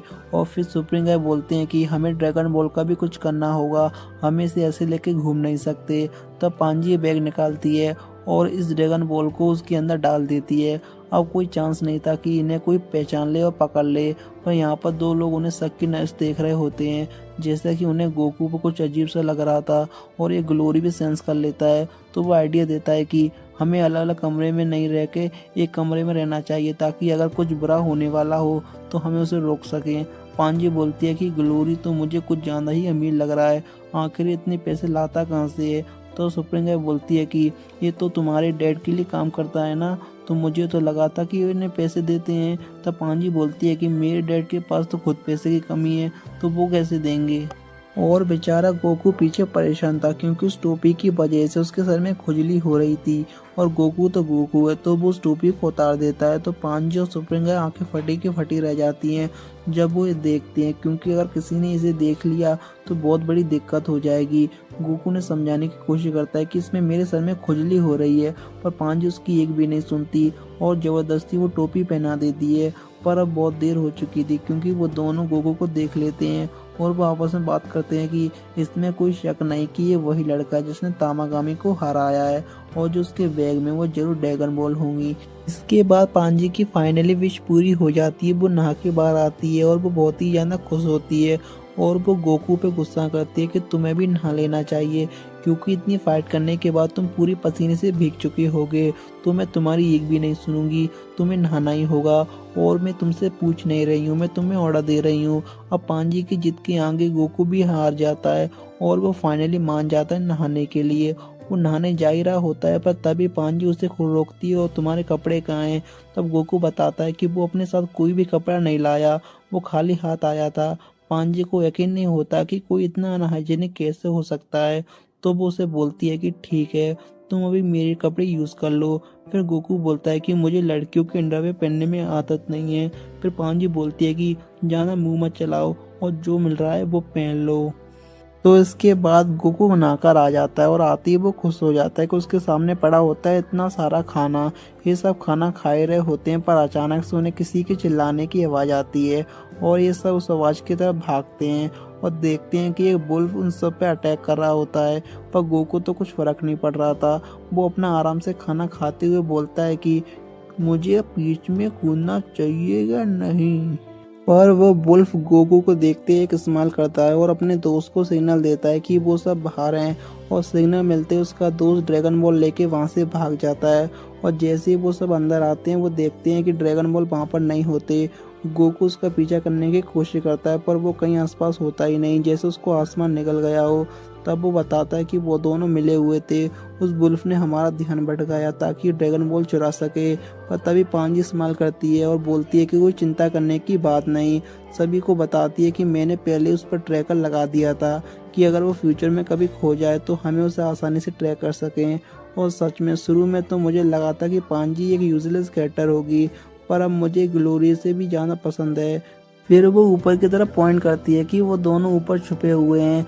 फिर हमें उन दोनों चोरों का सीन दिखाया जाता है। वो बोलते हैं कि उन्हें कभी सोचा ही नहीं होगा कि हम यहाँ पर छुपे हुए हैं, और वो ड्रैगन बॉल को देखने लग जाते हैं। क्योंकि ये बहुत ही रेयर थी। पर तभी पीछे से गोकू बोलता है कि इसका कोई फ़ायदा नहीं, क्योंकि अगर तुम्हें इसका यूज़ करना होगा तो तुम्हें 2 ड्रैगन बॉल और चाहिए होंगे। और वो दोनों हैरान थे कि आखिर गोकू यहाँ पर आया कैसे और इन्हें पता क्यों नहीं चला। तो गोकू बिना टाइम वेस्ट किए उन पर अटैक करता है। वो दोनों बचने की तो बहुत कोशिश करते हैं पर वो गोकू के आगे कहाँ जीत पाते। तो फाइनली गोकू ने हराकर ड्रैगन बॉल ले लेता है और जैसे ही वो दोनों उस पर फिर से अटैक करने वाले थे, पर इस बार बीच में ग्लोरी आ जाता है और वो अपनी लाइटिंग वेव से उन पर मार कर भगा देता है। अब इन्हें ड्रैगन बॉल वापस मिल गए थे और इस बार ग्लोरी भी आके पांजी को थैंक यू बोलता है। हमें दिखाया गया था कि ग्लोरी उसे कैसी तरह पांजी से चिढ़ता था, पर अब उसे भी समझ में आ गया कि पांजी उनकी टीम के लिए कितनी ज़रूरी है। फिर कुछ देर बाद पांजी के पास किंग का कॉल आता है और वो बताते हैं कि तुम्हारे दोस्त बापसमा के पास मिलेंगे। तभी सुब्रेंगाई बोलते हैं कि इधर रहने में खतरा है, एक बार चोरी हो चुकी है तो इसका मतलब फिर से हो सकती है, तो हमें एक होटल छोड़कर जंगल में रुकना चाहिए। पर पांजी साफ मना कर देती है। वो बोलती है कि मुझे कीड़े मकोड़ों के बीच में नहीं रहना, और वैसे भी हमने इस रूम के इतने पैसे लगाए, तो अगर हम इसे छोड़कर चले गए तो सारे पैसे बर्बाद हो जाएंगे।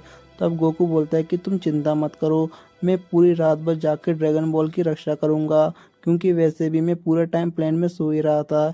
इसके बाद सभी आराम से सो जाते हैं और बेचारा गोकू ड्रैगन बॉल की रक्षा कर रहा था।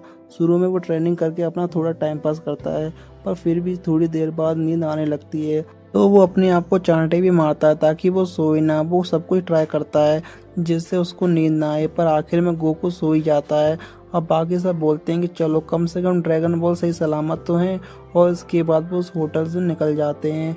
इस बार ये खुश होते हैं कि इनकी शिप चोरी नहीं हुई थी जैसे कि पिछले एपिसोड में हुई थी। फिर गोकू से पूछता है कि आखिर बापसमा के पास जाने में कितना टाइम लगेगा। तब वो बताते हैं कि इसमें 1 दिन लग सकता है। फिर हमें दिखाया जाता है बुल्मा, जो कि पूरी तरह से परेशान थी क्योंकि इनकी शिप चोरी हो गई थी। फिर हाइबिस बोलता है कि ये तो हमारे साथ ही खेल गए, ये सिर्फ हमने खुद चुराई थी और इन्होंने हमसे ही शिप चुरा ली। फिर वो वेजिटा की तरफ बोलता है कि ये लोग वही होंगे जिन्हें तुमने पिछली रात मारा था। फिर हमें पिछली रात का सीन दिखाया जाता है जहाँ पर गलती से वेजिटा किसी से टकरा जाता है। वेजिटा आराम से जा ही रहा था पर वो वेजिटा पे अटैक कर देते हैं। वो इस बात से अनजान थे कि यह गोकू की तरह नहीं है जो इन्हें आराम से छोड़ देगा। फिर खैर आज वेजिटा का मूड अच्छा था तो वो बस उनकी 206 हड्डियां तोड़ के वहाँ से चला जाता है। और फिर हमें प्रेजेंट का सीन दिखाया जाता है कि उन्हें हमारी शिप चुरा तो ली, अगर वो हमारे हाथ लग गए तो मैं उन्हें छोड़ूंगा नहीं। फिर हाइबिस बोलता है कि मैं प्रिंसेस को कॉल कर दूंगा कि वो हमें यहाँ से पिक कर ले। फिर हाइबिस बताता है कि हम तब तक एक गेम खेल सकते हैं, यहाँ पर एक ज़ॉम्बीज़ फॉरेस्ट है, तो जिसने सबसे ज़्यादा ज़ॉम्बीज़ मारे वो जीत जाएगा। पर ज़ॉम्बीज़ ने हमें काट लिया तो हम इन्फेक्टेड हो जाएंगे और ज़ॉम्बीज़ बन जाएंगे। ये सुनने के बाद बुल्मा साफ मना कर देती है कि मुझे कोई ऐसा गेम नहीं खेलना। पर तभी बुल्मा कुछ नोटिस करती है और वो बोलती है कि तुम्हारी बेल्ट पर ये अजीब सी चीज़ क्या है, और तभी वो चीज़ मूव करने लगती है और बुल्मा की हालत तो ख़राब हो गई थी। फिर हाइबिस बताता है कि कुछ समय पहले यह मुझे माउंटेन पे मिला था तो मैंने इसे अपने बेल्ट में लगा लिया। इसके बारे में हमें कुछ जाना तो बताया नहीं गया, पर मैं श्योर हूँ कि ये 3rd डीमन आई है। इसके बारे में गोमा ने फर्स्ट एपिसोड में बात करी थी। फिर इसके बाद हमें गोमा के पैलेस का सीन दिखाया जाता बनाया था, वो इधर आ चुके हैं। तब गोमा हैरान था, उसने उम्मीद नहीं करी थी कि वो लोग सच में इधर आ जाएंगे। फिर गोमा पूछता है कि क्या वो हमें नैमेकिन को बचाने आए हैं। तब देगासु बोलता है हो सकता है, पर मेरे ख्याल से उनका कुछ और भी मोटिव है, वो शायद ये ड्रैगन बॉल को लेने आए हैं। तब गोमा जोर जोर से हंसने लग जाता है कि उन बेवकूफ़ को सच में लगता है कि वो तामागामी को हरा सकते हैं। तब देगासु नर्वस होकर बोलता है कि उन्हें लगता नहीं, उन्होंने सच में हरा दिया है, उन्होंने कल एक तामागामी को हरा के ड्रैगन बॉल ले भी ली। तब गोमा और भी गुस्सा हो जाता है क्योंकि तामागामी को कल हराया और तुम मुझे ये बात अब बता रहे हो। देगासु बताता है कि अब हमें पूरी उम्मीद है कि वो सेकंड बॉल में जाएंगे उस ड्रैगन बॉल को लेने के लिए। तब गोमा बोलता है कि कुछ भी करो पर उनके हाथ वो ड्रैगन बॉल नहीं लगने चाहिए, मैं उन्हें किसी भी कीमत में रोकना होगा। इसके बाद वेजिटा बाकी लोग का सीन दिखाया जाता है और गोकू का वेट करते करते यहाँ पर सुबह से शाम हो चुकी थी, पर गोकू वहाँ पर तब भी आ जाता है और वेजिटा बिना किसी हाय हेलो के उस पर चढ़ जाता है और बोलता है कि तुम लेट हो, तुम्हारी वजह से मुझे इतना वेट करना पड़ा। इसके बाद पांजी बुल्मा से मिलती है और बुल्मा अपने साथ वेजिटा और पिगलो को इंट्रोड्यूस करवाती है।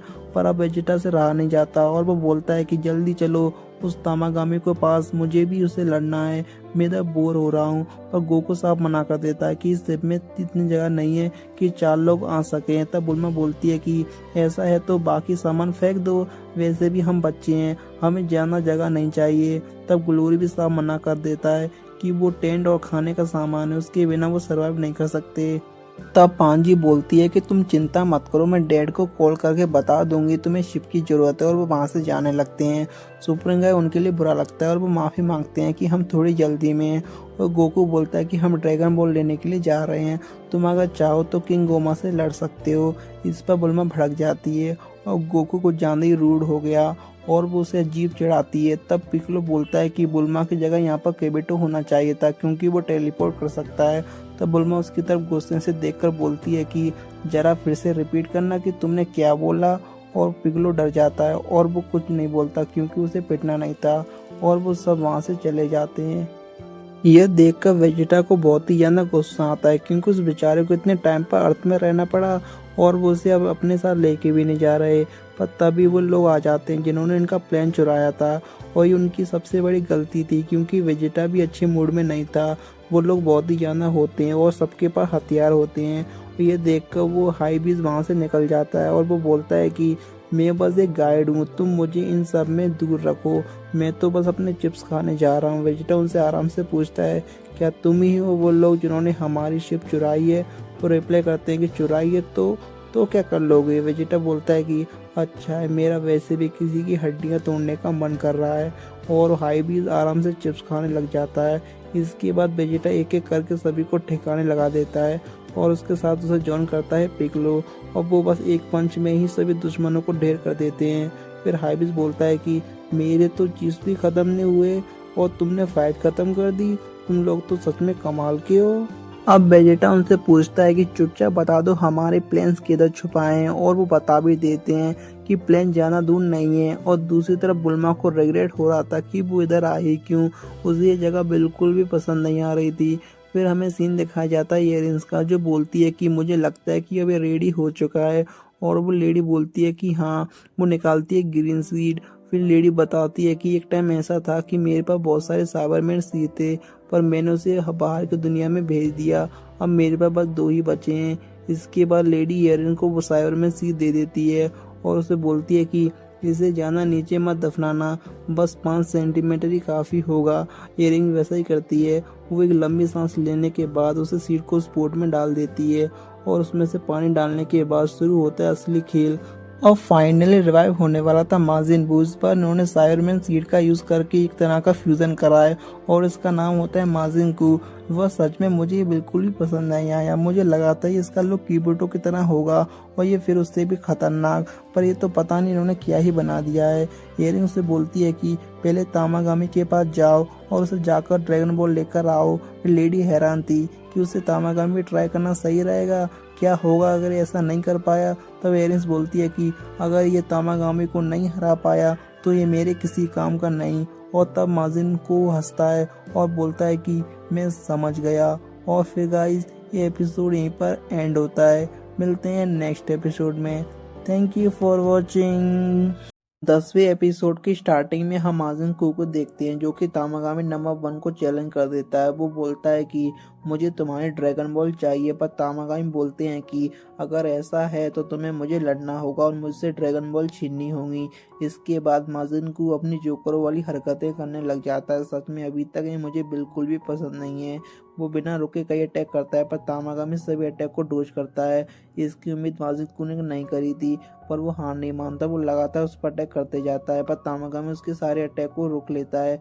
जैसे कि माजिन कू कोई बच्चा हो, वैसे वो कुछ घंटे पहले ही पहना हुआ है तो वो एक बच्चा ही है। और दूसरी तरफ गोकू और बाकी लोग दूसरे डीमन वर्ल्ड के लिए जाते हैं, और जाने से पहले सुप्रीम गाय फिर से उनके कान फिर से फिक्स कर देते हैं ताकि किसी को शक ना हो कि गोकू डीमन नहीं है। वापस में थोड़ा शक होता है कि तुम गोकू की आर्मी की मेंबर तो बिल्कुल नहीं लग रहे हो। तब पांजी बोलती है कि क्योंकि हम उनकी फैमिली मेंबर हैं। तुम वापस में फिर से ज्यादा सवाल जवाब नहीं करता तो उन्हें जाने देता है। फिर सुप्रीम बोलते हैं कि चलो अच्छा है कि अभी तो इस प्लेन की चोरी किसी रिपोर्ट किसी ने करी नहीं, वरना बहुत दिक्कत हो जाती है। अब सुप्रीम ग्लोरी को रोकते हुए बोलते हैं कि हम पहले वर्ल्ड में नहीं जा सकते, पर गोकू साफ मना कर देता है। वो बोलता है कि उसके लिए हमें पहले ड्रैगन बॉल चाहिए होंगी, तो अच्छा होगा कि हम पहले दूसरे वर्ल्ड में जाएं फिर फर्स्ट वर्ल्ड में, क्योंकि गोकू तो बस तामागामी से फाइट करनी थी। पर गोकू बोलता है कि मुझे डंडे की भी चिंता है, क्या होगा अगर हम उसे बचाने में लेट हो गए। पर सुप्रीम बोलते हैं कि उसकी चिंता मत करो, नेमेकिन बहुत वैल्यूएबल होते हैं, तो गोमा पूरी कोशिश करेगा कि उसे प्रोटेक्ट करे ताकि फ्यूचर में उसे यूज़ कर सके। अब ये सुनने के बाद तो गोकू बहुत ज़्यादा खुश हो चुका था, क्योंकि अब वो बिना टेंशन के सेकंड वर्ल्ड में तामागामी से लड़ सकता है। और दूसरी तरफ हमें दिखाया जाता है कि वेजिटा और बाकी लोग पीछे पीछे आ रहे होते हैं, और बुल्मा को तो जैसे कोई फर्क ही नहीं पड़ रहा था। वो तो खुश थी कि वो बच्ची बन गई है। वो बार बार मिरर में अपनी स्किन देख रही होती है कि वो अब कितनी स्मूथ हो चुकी है। फिर बाद में पिगलो बोलता है कि हमें भी सेकंड वर्ल्ड में जाना चाहिए, क्योंकि अगर हमने गोमा से लड़कर उसे हरा भी दिया तब भी कोई फर्क नहीं पड़ेगा, क्योंकि डेंडे अभी बच्चा है और हम शेरन को यूज़ नहीं कर सकते। तो हमें इस वर्ल्ड की ड्रैगन बॉल का यूज़ करके अपने आप को बड़ा करना चाहिए। बाद में वेजिटा बोलता है कि केक और कितना भी बड़ा बेवकूफ़ क्यों ना हो, उसकी बात में दम है, हमें इसी वर्ल्ड के ड्रैगन बॉल का यूज़ करना चाहिए। इसके बाद पता नहीं हाइबिस को क्या होता है, वो बुल्मा पे लाइन मारने लग जाता है। वो बोलता है कि तुम्हारी स्किन तो बहुत ही अच्छी है। ये सुनकर बुल्मा खुश हो जाती है, उसे तो अच्छा ही लग रहा था कि हाइबिस उसकी तारीफ कर रहा है। पर इसके बाद हाइबिस बोलता है कि मेरे हिसाब से तुम्हें मेरी गर्लफ्रेंड बन जाना चाहिए। अब ये सुनकर वेजिटा कहाँ चुप रहने वाला था, वो उस पर चिल्लाते हुए बोलता है कि अपना मुंह बंद रखो, जिससे तुम बात कर रहे हो ना वो मेरी बीवी है। पर हाइबिस बोलता है कि मुझे उससे कोई दिक्कत नहीं है। फिर वेजिटा बोलता है कि पर मुझे दिक्कत है ठरकी इंसान, और लगता है कि तुम बिना मार खाए मानोगे नहीं। फिर हाइबिस बुल्मा से बोलता है कि तुम्हें इतनी अजीब बालों वाले आदमी से शादी क्यों कर ली, और वेजिटा बोलता है कि जल्दी से ये सब काम खत्म करो, क्योंकि मुझे इस ठरकी के साथ एक सेकंड भी नहीं रहना। पर तभी बुल्मा बोलती है कि क्या तुम ये विश मांग सकते हो कि मेरे अलावा सभी और बड़े हो जाएं, क्योंकि मुझे बच्चा ही रहना है।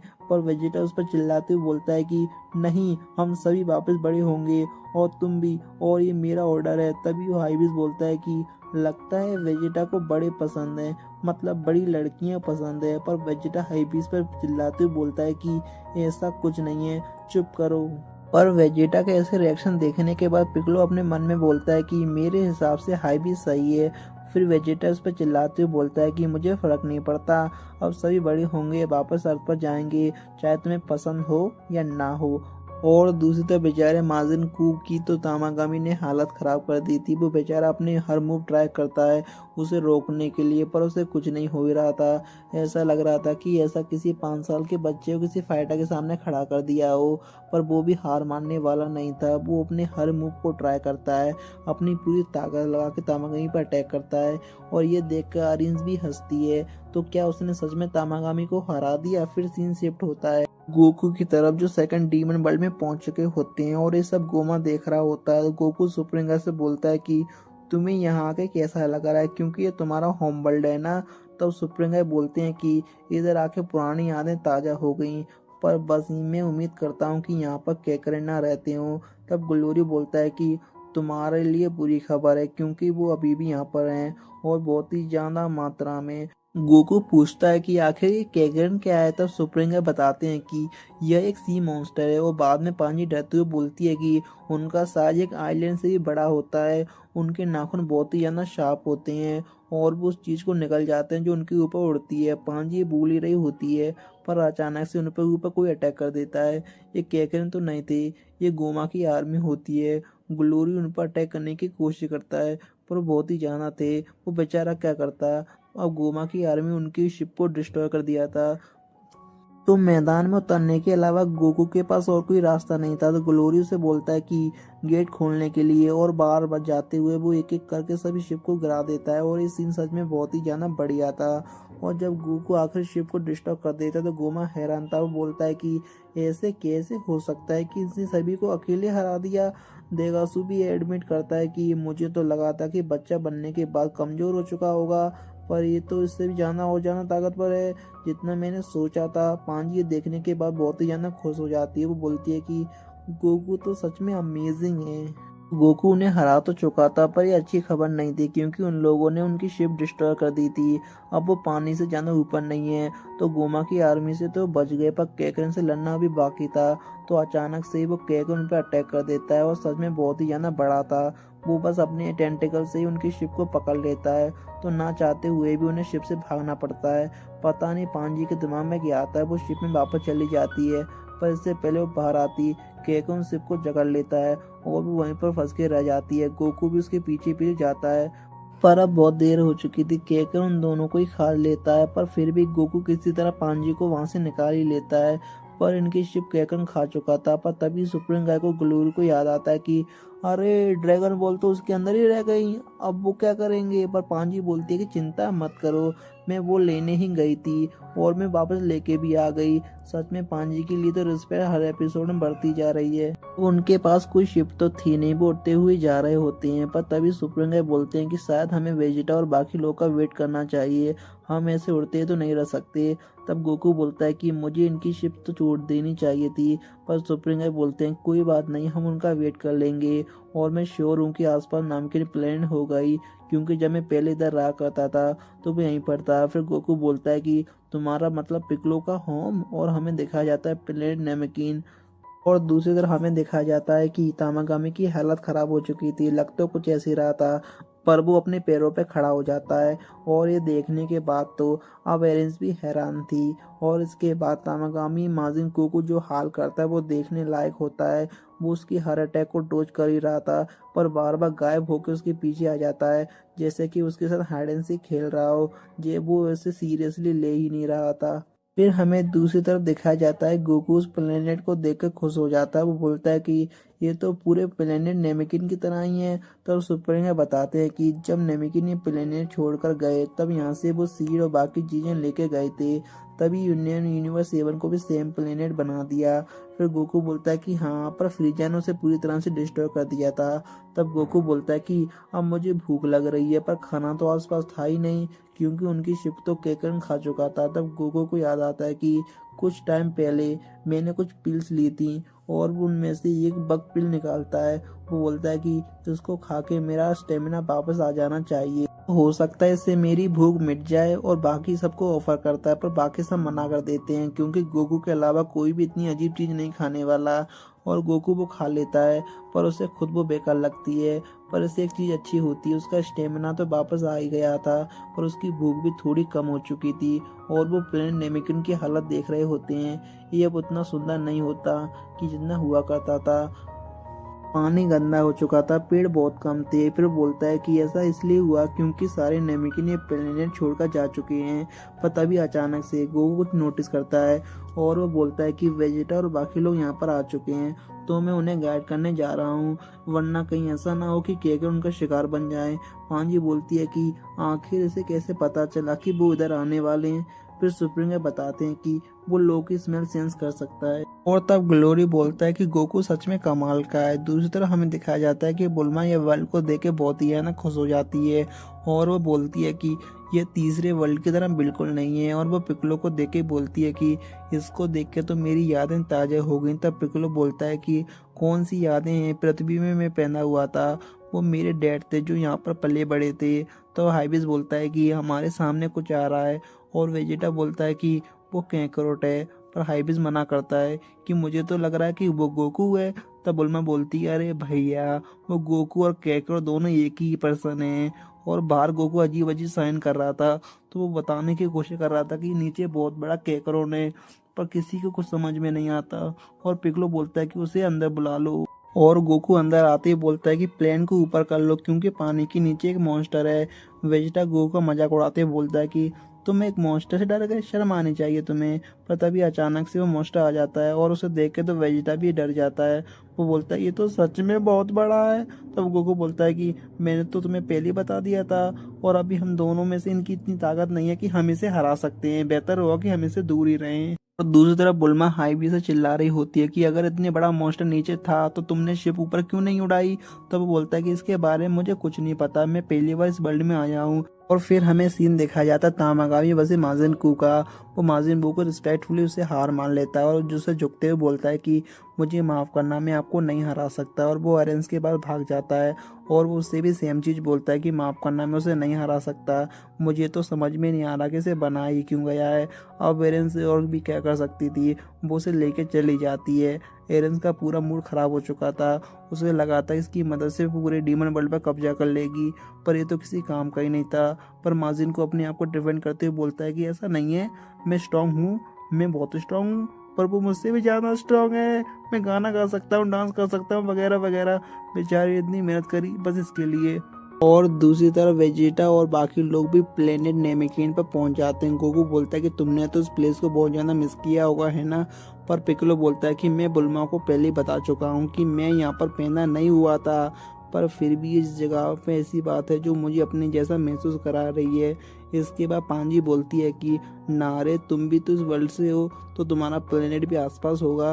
ये सुन के बोलती है कि आखिर ये नारे क्या है। तब वो एक्सप्लेन करती है कि इस सुप्रीम गाय का असली नाम है। बुल्मा को लगा नहीं था कि इसका कोई असली नाम भी होगा, तो वो उनके बारे में और पूछती है कि आखिर तुम अपना होम प्लेनेट छोड़कर क्यों गए और तुम हमारे यूनिवर्स के सुपर किंग क्यों बने। तो उसके बाद वो अपनी कहानी बताना शुरू कर देते हैं और इस कहानी को ध्यान से सुनना, क्योंकि ये पूरी ड्रैगन बॉल का इतिहास बदल सकते हैं।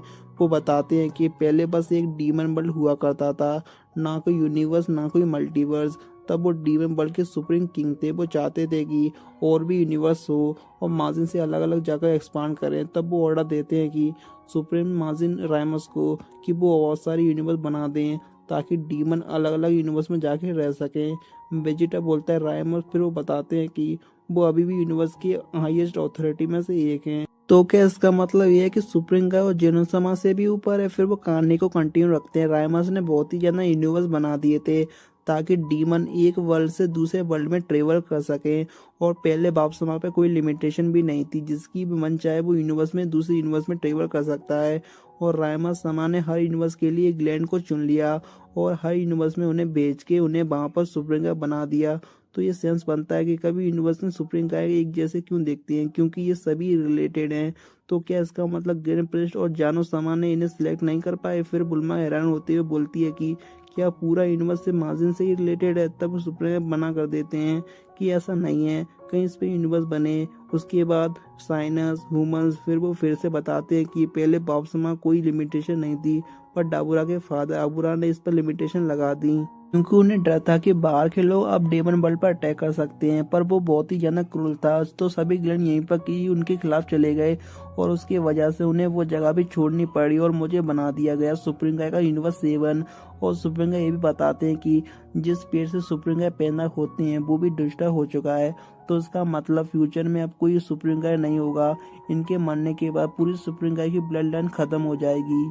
बुल्मा सुप्रीम गाय से बोलती है कि तुम्हें अपने प्लेनेट पे नहीं जाना एक बार। वेजिटा उसे रोकते हुए बोलता है कि इन सब का टाइम नहीं है, हमें जल्दी से तामागामी के पास जाना होगा और उसे ड्रैगन बॉल लेनी होगी, क्योंकि मैं और ज्यादा देर बच्चा बन के नहीं रह सकता। और फिर सभी उस शिप में बैठ जाते हैं और हाइबिस को जगह के बारे में इतनी नॉलेज नहीं थी, तो वो ग्लोरी से रिक्वेस्ट करता है कि वो शिप को चलाए, क्योंकि हाइबिस की वजह से वो अभी कुछ देर पहले मरते मरते बचे थे। और जैसे वो उड़ने वाले होते हैं कोई उन्हें अप्रोच करता है और ये कोई और नहीं नेवा थे, और इसी के साथ एपिसोड खत्म हो जाता है। तो गाइस मिलते हैं नेक्स्ट एपिसोड में। Thank you for watching. 11वें एपिसोड की शुरुआत में पांजी नोटिस करती है कि कोई उनको अप्रोच कर रहा है और ये और कोई नहीं बल्कि लिजेटी नमेकिन नेवा थे। तो सभी अपनी शिप से बाहर आते हैं उन्हें देखने के लिए। अभी किसी को नहीं पता कि ये नेवा है। गोकू जाकर उनसे पूछता है कि आप भी एक नमकीन हो ना, क्या आप यहीं पर रहती हो। पर तभी उसकी नजर पड़ती है ग्लोरियो के बैग पे और वो देखती बता देते हैं कि ये और कुछ नहीं ड्रैगन बॉल हैं। वो 2 सेकंड के लिए तो सीरियस होते हैं और बाद में पागलों की तरह हरकतें करने लग जाते हैं। सब हैरान थे कि अचानक इन्हें क्या हो गया, अभी तक तो सब सही चल रहा था। तभी वेजिटा बोलता है कि ये बुड्ढा पागल हो गया है, तो उसे छोड़ो, चलो तामागामी के पास। पर तभी उनके बीच में से पिक्कोलो आके बोलता है कि अपना नाटक बंद करो, मैं जानता हूँ कि तुम ही लेजेंडरी नमेकिन नेवा। नेवा उसे देखते ही बोलता है कि तुम एक वॉरियर नमेकिन हो, ये बड़े रेयर होते हैं। फिर वो बोलते हैं कि तुम्हें देखते तो मुझे एक काकाक्षी की याद आ गई। पर पिक्कोलो बताता है कि वो मेरे ग्रैंडफादर थे। तब वो पूछते हैं कि फिर तुम्हारा नाम क्या है। तब वो बताता है कि मेरा नाम पिक्कोलो है। ये नाम सुन के नेवा बोलता है कि ये तो बड़ा अजीब सा नाम है, पर आखिर में तुम इधर करने क्या आए हो। तब पिक्कोलो जवाब देता है कि सच में मुझे बताने की जरूरत है क्या, तुम्हें देख ही नहीं सकते कि तुम्हारी लापरवाही की वजह से क्या हुआ। तुम उस सुप्रीम डीमन किंग के साथ अर्थ पर आए और हमारे ड्रैगन बॉल का यूज करके हमें बच्चा बना दिया।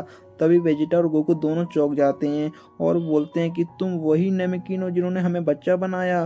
तब पिग्लो से फिर से पूछता है कि आखिर में तुम्हें हमें बच्चा बना के क्या मिला, आखिर तुमने करा क्यों। तो बताता है कि मेरा इसमें कोई हाथ नहीं है, ऐसा मैंने गोमा की रिक्वेस्ट पर किया था क्योंकि वो डरा हुआ था कि तुम और तुम्हारे दोस्त डीमन वर्ल्ड पर कब्जा कर लेंगे, इसलिए उसने तुम्हें बच्चा बना दिया था। तुम्हें खत्म करना और भी आसान हो जाएगा। तब पिक्कोलो फिर से पूछता है कि क्या तुम्हें पता था कि वो डेंडे को भी अपने साथ लेके जाएंगे। तब नेवा बोलता है कि हाँ, मैंने पहले ही प्रिडिक्ट कर लिया था, क्योंकि अगर वो डेंडे को अपने साथ ले जाएंगे तो तुम लोग कभी अर्थ पर ड्रैगन बॉल के लिए यूज नहीं कर पाओगे। तब पिक्कोलो और भी ज्यादा गुस्सा हो जाता है कि क्या होता अगर उसने डेंडे को मार दिया होता, क्या तुम सच में दया नाम की कोई चीज नहीं है तुम में। तब दरअसल पिक्कोलो इतना गुस्सा इसलिए है क्योंकि नेवा एक नेमेकिन होने के बावजूद भी एक नेमेकिन के खिलाफ गया, और फिर इतना ही नहीं, वो एक लीजेंडरी नेमेकिन है, तो शायद पिक्कोलो उसे अपना आइडियल भी मानता होगा और उसने कभी नहीं सोचा होगा कि नेवा ऐसा निकलेगा। तब नेवा बोलता है कि वो ऐसी बड़ी गलती कभी नहीं करेगा क्योंकि नेमेकिन बहुत ज़्यादा वैल्यूबल होते हैं और गोमा चाहे कितना बड़ा बेवकूफ़ क्यों ना हो, ये बात तो उसे भी पता है। पर एक चीज़ है जो मैंने प्रिडिक्ट नहीं की थी, मुझे लगा नहीं था कि तुम सच में इस वर्ल्ड में आके ड्रैगन बॉल कलेक्ट करोगे। तब नेवा पूछते हैं तो आखिर तुमने कितने ड्रैगन बॉल कलेक्ट कर लिए। तब गोकू बताता है कि फिलहाल तो हमारे पास एक ही है, पर हम दूसरा तामागामी के पास जा रहे हैं। तब नेवा बोलता है कि मुझे अभी भी यकीन नहीं हो रहा कि तुमने तीसरे तामागामी को हरा दिया। मैंने सच में नहीं सोचा था कि तुम बच्चे बनने के बाद भी इतने पावरफुल होगे। तभी पांजी को रियलाइज होता है कि ये कौन है। फिर वो चिल्लाती हुई बोलती है कि रोको, क्या तुम ही हो जिनने तामागामी को बनाया था। तब नेवा हंसते हुए बोलता है कि हाँ, मैं वो ही हूँ। तब पांजी बोलती है कि अगर तुम इतने स्ट्रॉन्गेस्ट वॉरियर बना सकते हो तो तुम गोमा को अकेले हरा दोगे, तो तुम किस बात का इंतजार कर रहे हो।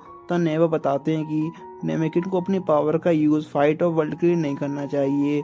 और तभी ग्लोरी उनके बीच में टोकते हुए बोलता है कि अब हमें यहाँ से निकलना चाहिए, गोमा को हमारी लोकेशन अब तक पता चल गई होगी। दरअसल उसे पहले से पता है क्योंकि ये सब वो देख ही रहा था, तो इसलिए वो सब जाने लगते हैं। पर तभी नेवा उन्हें रोकते हुए बोलता है कि रुको, मैं भी तुम्हारे साथ चलूंगा। पर पांजी मना कर देती है। वो बोलती है कि हमारी शिप में इतनी जगह नहीं है कि तुम्हें भी ले जा सकें। फिर नेवा बोलता है कि मुझे तो तुम्हें ले जाना ही होगा, क्या तुम में से किसी को आती है नेमेकिन बोलनी। अब तो वो एक दूसरे का मुंह देखने लग जाते हैं। फिर नेवा बताते हैं कि अगर तुमने ड्रैगन बॉल कलेक्ट भी कर ली तो उसका कोई फायदा नहीं होने वाला, क्योंकि उसे समन करने के लिए तुम्हें नेमेकिन लैंग्वेज का यूज करना होगा। तब बुल्मा को याद आता है कि ठीक है, पुरंगो की तरह। तब गोकू पिक्कोलो से बोलता है कि तुम्हें नेमेकिन आती है। वो बोलता है कि मेरे नेमेकिन और उन लोगों से कोई वास्ता नहीं है। तब गोकू बोलता है अरे फिर तो कोई बहस करने का मतलब ही नहीं है, तो नेवा भी हमारे साथ चलेगा। अब बाकी लोग भी बहस नहीं करते क्योंकि मना करने का कोई फायदा नहीं था। फिर दूसरी तरफ हमें दिखाया जाता है सीन एरिंस का, जो माजिन कू के साथ मारवा को लैब में होती है। मारवा उसका मजाक उड़ाती हुई बोलती है कि तुम फाइटिंग से कुछ ज्यादा जल्दी नहीं आ गए। ये सुन के एरिन बहुत ही ज्यादा डिसअपॉइंट होती है। पर तभी माजिन कू खड़े होते बोलता है कि मैंने पहले ही सेंस कर लिया था कि वो बहुत ज्यादा खतरनाक है, तो मैं सही टाइम पे पीछे हट गया। देखा ना कि मैं कितना स्मार्ट हूँ। पर तभी बोलती है कि इसमें प्राउड होने की कोई बात नहीं है, तुमने कोई महान काम नहीं करा। फिर वो मारवा की तरफ देखते ही वो बोलती है कि शायद हमने माजिन बू के एसेंस का बहुत ज्यादा कम यूज करा था। मारवा माजिन कू की तरफ देखती है और वो समझ जाती है कि ये गलत नहीं बोल रही है, क्योंकि उसे पता है कि ये जोका किसी काम का नहीं है। तो इस बार मारवा माजिन का पूरा फ्रेगमेंट उसमें डाल देती है, इस उम्मीद में कि इस बार कुछ अच्छा बने। तब मारवा ने देती है कि साइड में सीरो वो बोलती है कि इस बार तुम्हें 10 सेंटीमीटर नीचे दबाना होगा। एरिन साफ मना कर देती है। वो बोलती है कि ये हमारा लास्ट चांस है, तो हम कोई भी रिस्क नहीं ले सकते, तो मैं उसे 20 सेंटीमीटर नीचे दबाऊंगी। अगर आप में से कुछ लोग भूल चुके हैं कि इसका मतलब क्या है, तो मैं आपको फिर से बता देता हूँ। दरअसल जितनी नीचे ये सीट दबाएंगे माजिन वो उतना पावरफुल बनेगा, पर इसमें कुछ फ्लॉ भी हैं, क्योंकि उसके बाद उन्हें माजिन को कंट्रोल करना और भी ज़्यादा मुश्किल होगा। फिर मारवा बोलती है कि तुम जानती हो ना कि ऐसा करने के बाद वो काबू से बाहर भी निकल सकता है। तब माजिन को बीच में प्राउडली आके बोलता है कि अगर ऐसा हुआ भी तो मैं हूं ना संभालने के लिए, तुम उसकी चिंता मत करो। तब एरिन बोलती है कि तुम तो अपना मुंह बंद ही रखो। चाहे माजिन को इतना पावरफुल नहीं है, पर अब मुझे धीरे धीरे मुझे पसंद आने लगा है।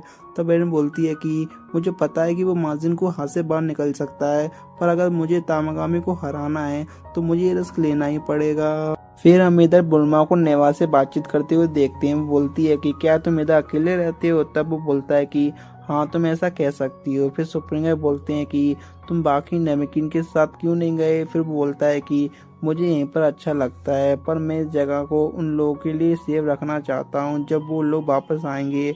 अब ये सुनकर तो मुझे इसके लिए बहुत बुरा लगा, क्योंकि वो हजारों सालों से अपने लोगों का वेट कर रहा है, पर आज तक कोई नहीं आया।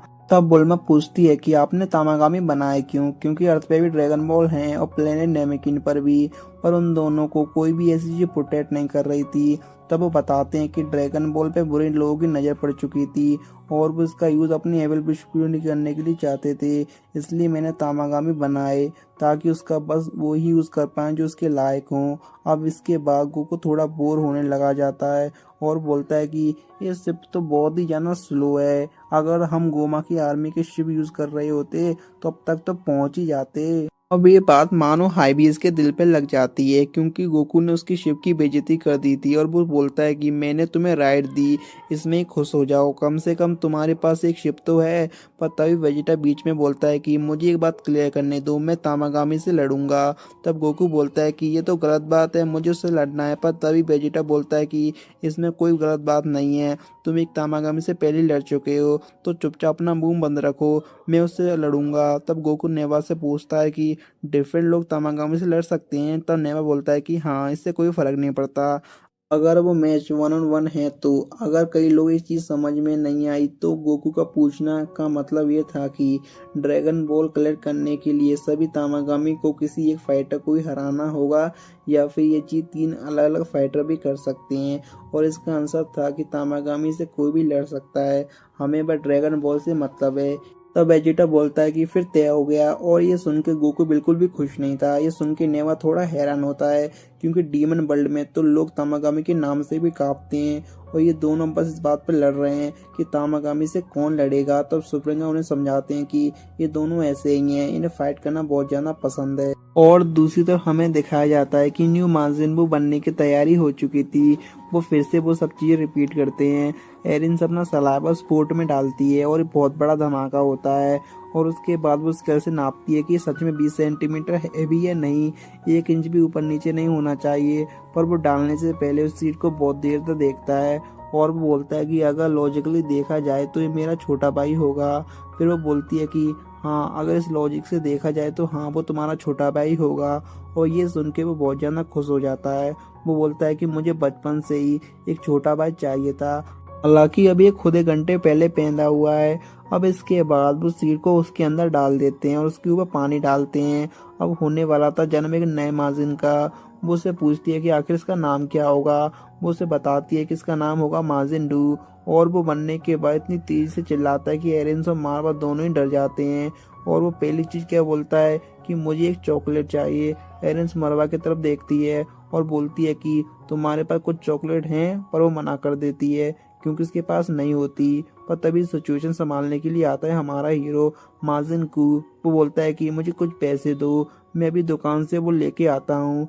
और एरेंस उसे पैसे देती है और वो कुछ ही सेकंड बाद वापस आता है और वो 2 चॉकलेट लेकर आया था, एक अपने लिए और अपने भाई के लिए। माजिन डू अपनी चॉकलेट तो खा ही लेता है, पर वो बाद में उसकी तरफ भी देखता है, पर एक बड़े भाई होने के नाते वो उसे अपनी आधी चॉकलेट ऑफर करता है, पर वो एक के बदले उसकी दोनों चॉकलेट खा लेता है। भलाई को तो जमाना ही नहीं है।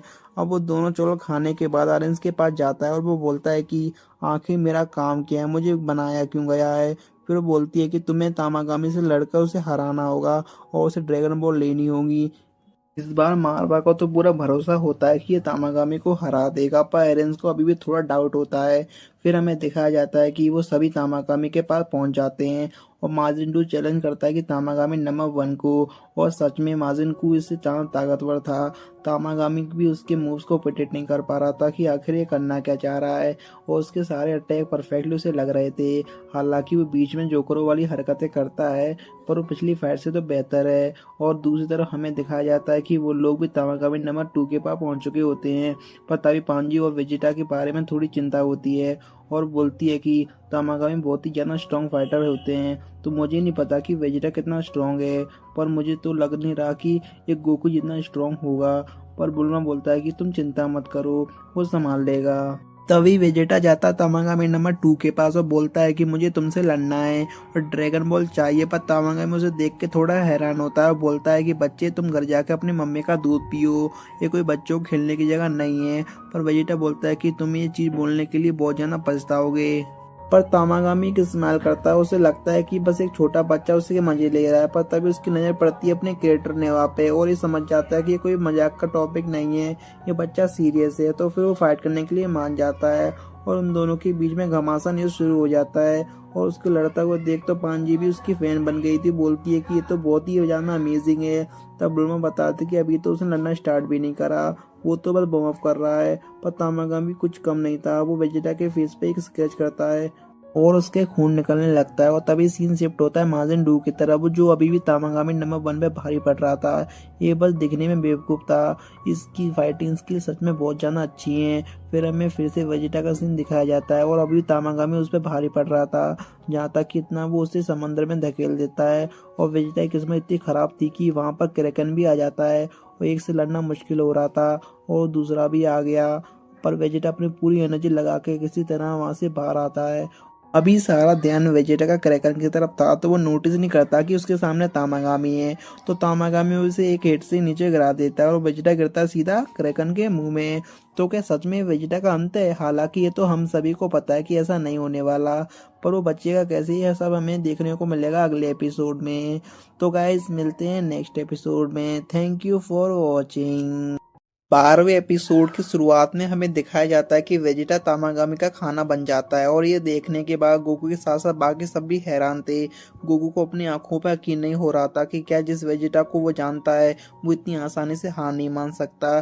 तो क्या सच में वेजिटा का अंत था? गोकू उसका नाम पुकारता है, बस इसी उम्मीद में काश वो जिंदा हो। पर उसका नाम लेने से वेजिटा तो नहीं बल्कि क्रैकन वापस आ जाता है और वो गोकू को भी उसी तरह खाने वाला था, पर गोकू से बच जाता है। पर इसके बाद वो क्रैकन नहीं मानता, वो गोकू पर लगातार अटैक करते जाता है और गोकू का मूड बिल्कुल भी ठीक नहीं था। पर तभी वो नोटिस करता है वेजिटा को, जो इस क्रैकन के टेंटिकल को पकड़कर बैठा हुआ था। और ये देख कर गोकू बहुत ज़्यादा खुश होता है और वो बोलता है कि मुझे तो लगा इस क्रैकन ने तुम्हें खा लिया। पर तभी वेजिटा गुस्से में बोलता है कि अपना मुंह बंद रखो, ऐसा हो ही नहीं सकता कि ये मुझे खा ले। वो तो मुझे इस बॉडी की आदत अच्छे से नहीं है, इसलिए मैं इसकी अटैक डोज नहीं कर पा रहा हूँ। और ये बोलने के बाद वो साइड में तामागामी पर अटैक कर देता है और तामागामी भी सेम चीज करता है, वो उसे क्रैकन के मुंह की तरफ फिर से धकेल देता है। पर वो सुपर सैयन बन के उससे बच जाता है। पर क्रैकन भी कहाँ हार मानने वाला था, वो उसे अपने सारे टेंटिकल से पकड़ने की कोशिश करता है। पर वेजिटा कुछ ज्यादा ही फास्ट था, वो तो आसानी से उन सबको डोज करके तामागामी के पास जाता है। पर तामागामी रुकने का नाम नहीं ले रहा था, वो लगातार ऊपर से अटैक करता है और नीचे से क्रैकन, दोनों ही वेजिटा को एक साथ हमला कर रहे थे और वेजिटा दोनों को एक साथ नहीं रोक पाता और फाइनली क्रैकन उसे खाई लेता है। और तभी वेजिटा अपने जेन टाइप बूस्ट करता है और इस मूवमेंट पर मुझे लगा था कि ये सुपर सैयन 3 बन जाएगा, ऐसा कुछ नहीं होता। वो क्रैकन के मुंह में कई ब्लास्ट करता है जिससे उसके दांत टूट जाते हैं और इस वजह से वेजिटा वहां से निकल जाता है। अब तो क्रैकन को भी समझ में आ गया था कि अगर अपनी जान प्यारी है तो उस बंदे से दूर ही रहो, तो बिना कुछ कहे वहां से आराम से निकल जाता है। अब फाइनली वेजिटा अपना पूरा फोकस तामागामी पे कर सकता है। अब वो दोनों एक दूसरे के ऊपर एक के बाद एक अटैक करते हैं। ना तो तामागामी का अटैक वेजिटा को लग रहे थे, ना ही वेजिटा का अटैक तामागामी को। पर फिर भी वो सुपर सैयन बनने के बाद अपर हैंड वेजिटा के पास ही था, क्योंकि अब उसकी पावर 3 गुना बढ़ चुकी थी। पर तामागामी हार मानने वाला में नहीं था और इस बार वो इतनी स्पीड से लड़ रहे थे कि बाकी लोग कोई दिख भी नहीं रहे थे। और उसको देख के गोकू बोलता है कि चलो अब वो सीरियसली फाइट तो कर रहे हैं, क्योंकि जो बॉम्ब उसे चाहिए था वो उसे मिल चुका है। और पांजी तो उसके फैन बन चुकी थी, वो हैरान थी कि इसके बाल भी गोल्डन कैसे हो गए, क्या ये भी मैजिक यूज कर सकता है। और दूसरी तरफ हमें फाइट दिखाई जाती है तामागामी नंबर 1 वर्सेस माजिन 2। और तामागामी को ये समझ में नहीं आ रहा था कि आखिर ये किसको उठा के ले आए हैं, क्योंकि वो ब्लड कम रहा था, ना जाना रहा था और सही यही वजह उसकी हार मानने की वजह बनने वाली है। क्योंकि तामागामी माजिन के एक भी मूव प्रोटेक्ट नहीं कर पा रहा था। माजिन के सारे अटैक तो तामागामी को लग रहे थे, पर तामागामी उसे एक भी हिट नहीं कर पा रहा था क्योंकि वो बहुत ज़्यादा अनप्रिडिक्टेबल था। और दूसरी तरफ ये देख के एरेंस बहुत ही ज़्यादा इंप्रेस होती है और माजिन भी अपने छोटे भाई को पूरा सपोर्ट कर रहा था। उसके मन में कोई भी जेलसी नफरत नहीं थी। उसका छोटा भाई इतना पावरफुल क्यों है? जो माजिन अपना जलवा दिखाई रहा था, पर अचानक से वो बीच में रुक जाता है। और ये देख के एरेंस और कू के बहुत ज़्यादा हैरान थे कि आखिर इसे लड़ाई के बीच में क्या हो गया। और वो जमीन पर बैठ कर बोलता है कि मुझे चॉकलेट चाहिए। और ये सुनने के बाद तो सब हैरान थे। एरेंस बोलती है कि तुम पागलों वाली हरकतें मत करो, अभी तुम्हें बहुत जरूरी फाइट में हो, तुम बस ये फाइट खत्म करो और तुम्हें जितनी चॉकलेट चाहिए मैं उतनी दूंगी। पर माजिंडू भी सुनने वाला कहाँ था। वो बच्चों की तरह जमीन पर लेट कर रोने लगता है कि मुझे किसी भी कीमत पर चॉकलेट चाहिए। और वो भी अभी, हालांकि इसमें उसकी भी कोई गलती नहीं क्योंकि वो सच में एक बच्चा ही है। तामागामी को लगता है क्या मेरे साथ कोई मजाक हो रहा है, पर फिर वो अपने बड़े भाई होने का फर्ज निभाता है। माजिन को वो एरेन से बोलता है कि आप चिंता मत करो, मैं जल्दी से चॉकलेट लेकर आ जाता हूँ। और वो बिना टाइम वेस्ट करे वहाँ से निकल जाता है। अब तामागामी समझ चुका था कि लड़ने के मूड में बिल्कुल नहीं है, तो वो बिना समय गवाए उस पर अटैक कर देता है और वो अपना सारा गुस्सा उस पर उतार देता है क्योंकि वो उसे बहुत ही बुरी तरह से मार रहा था। और ये देख के एरेंस हैरान होती है क्योंकि अब पासा बूला पलट चुका था। अब ड्रैगन बॉल उनके हाथ से निकलते हुए दिख रहे थे। और दूसरी तरफ वेजिटा तामागामी नंबर 2 पे भारी पड़ रहा था। पांजू से देखते ही बोलती है कि मुझे तो यकीन नहीं हो रहा कि हम सच में जीतने वाले हैं। पर नेवा के दिमाग में तो कुछ और ही चल रहा था। वो बोलता है क्यों न इस फाइट को बराबरी का कर दिया जाए। और वो अपने नेमेकिन मैजिक का यूज करके तामागामी को और पावरफुल बना देता है और उसे बहुत बड़ा पावर बूस्ट मिलता है। और अब वेजिटा भी फील कर सकता था कि वो बहुत ज्यादा पावरफुल हो चुका है। बाकी सब बोलते हैं तुमने ऐसा क्यों करा। तब नेवा बताता है कि तुम्ही ने तो कहा था कि तुम्हें फाइट करना बहुत पसंद है, तो ये करके मैं तुम्हारा भलाई कर रहा हूँ।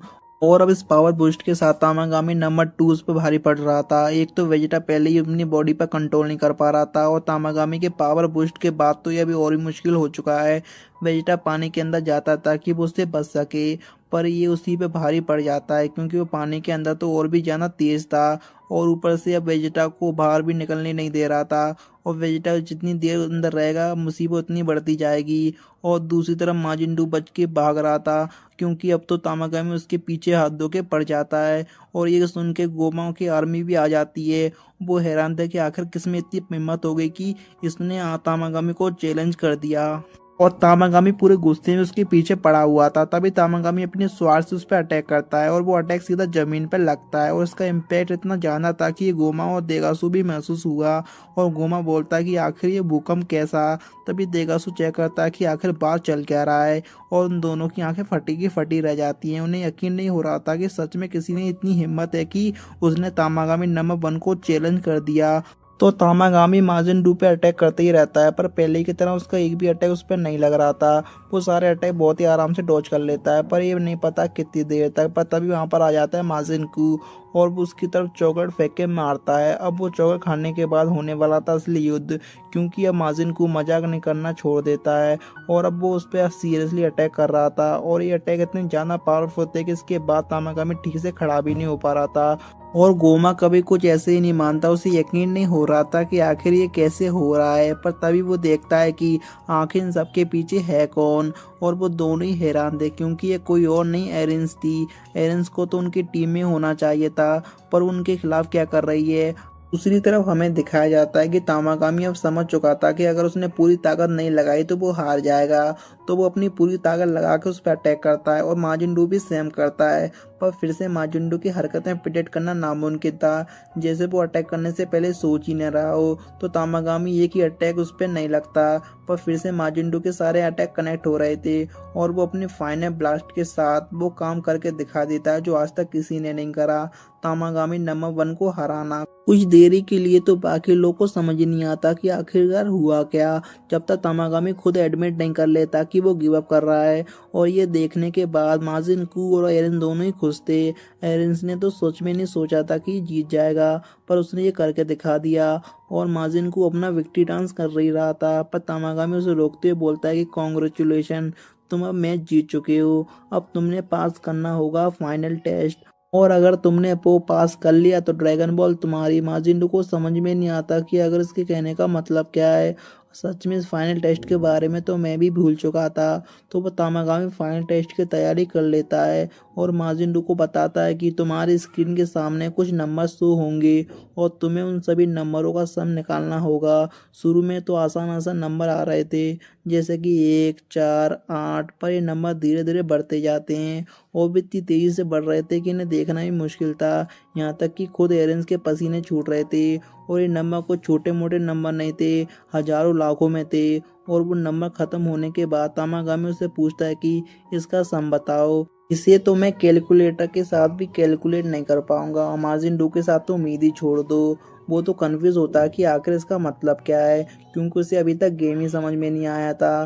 तभी एरेंस पीछे से बोलती है कि ये तो सरासर चीटिंग है, उसने तुम्हें फाइट में हराया, तुम्हें ड्रैगन बॉल दे देनी चाहिए, अब तुम ऐसा चीटिंग कर रहे हो, इसके जवाब तो मैं भी नहीं दे सकती। तो वो तो आखिर एक बच्चा है, अभी अभी पैदा हुआ है, वो कैसे देगा। पर तामागामी उसे पूरी तरह से इग्नोर कर देता है और माजिन से फिर से पूछता है कि इन सब का सम बताओ, क्या है इसका आंसर।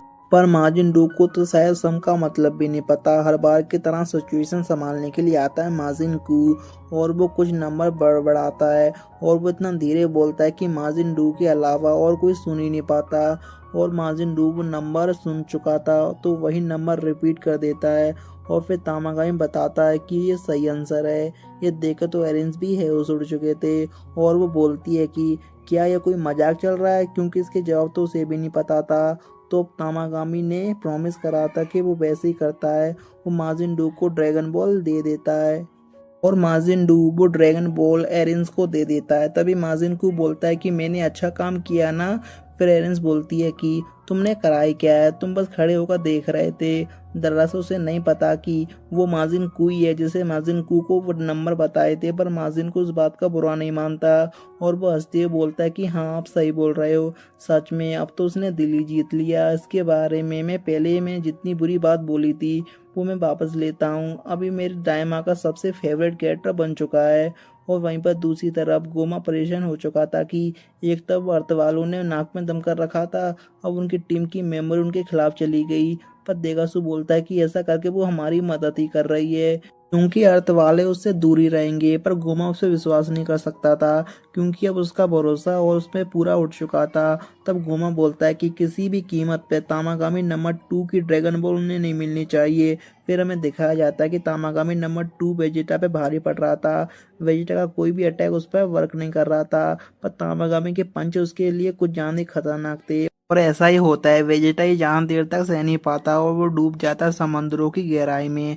और जब फिर से ये लग रहा था कि वेजिटा का अंत है, तभी वेजिटा अपनी आंखें खोल लेता है और फिर वो फिर से अपना जेन का बूस्ट करता है। उसका ऑरा इतना पावरफुल था कि तामागामी बहुत दूर जाके गिरता है और हमारी तरह बाकी लोग भी ये दिल थाम के देख रहे थे। वेजिटा अभी अपना पावर बूस्ट कर ही रहा था और फाइनली हम सभी की वेजिटा के फैंस को भी मिल जाता है, जिसका हमें सदियों से इंतजार था। फाइनली वो बन गया था सुपर सैयन 3 वेजिटा। ये देख के गोकू हैरान था कि आखिर तुमने कब सीख लिया और तुमने मुझे क्यों नहीं बताया।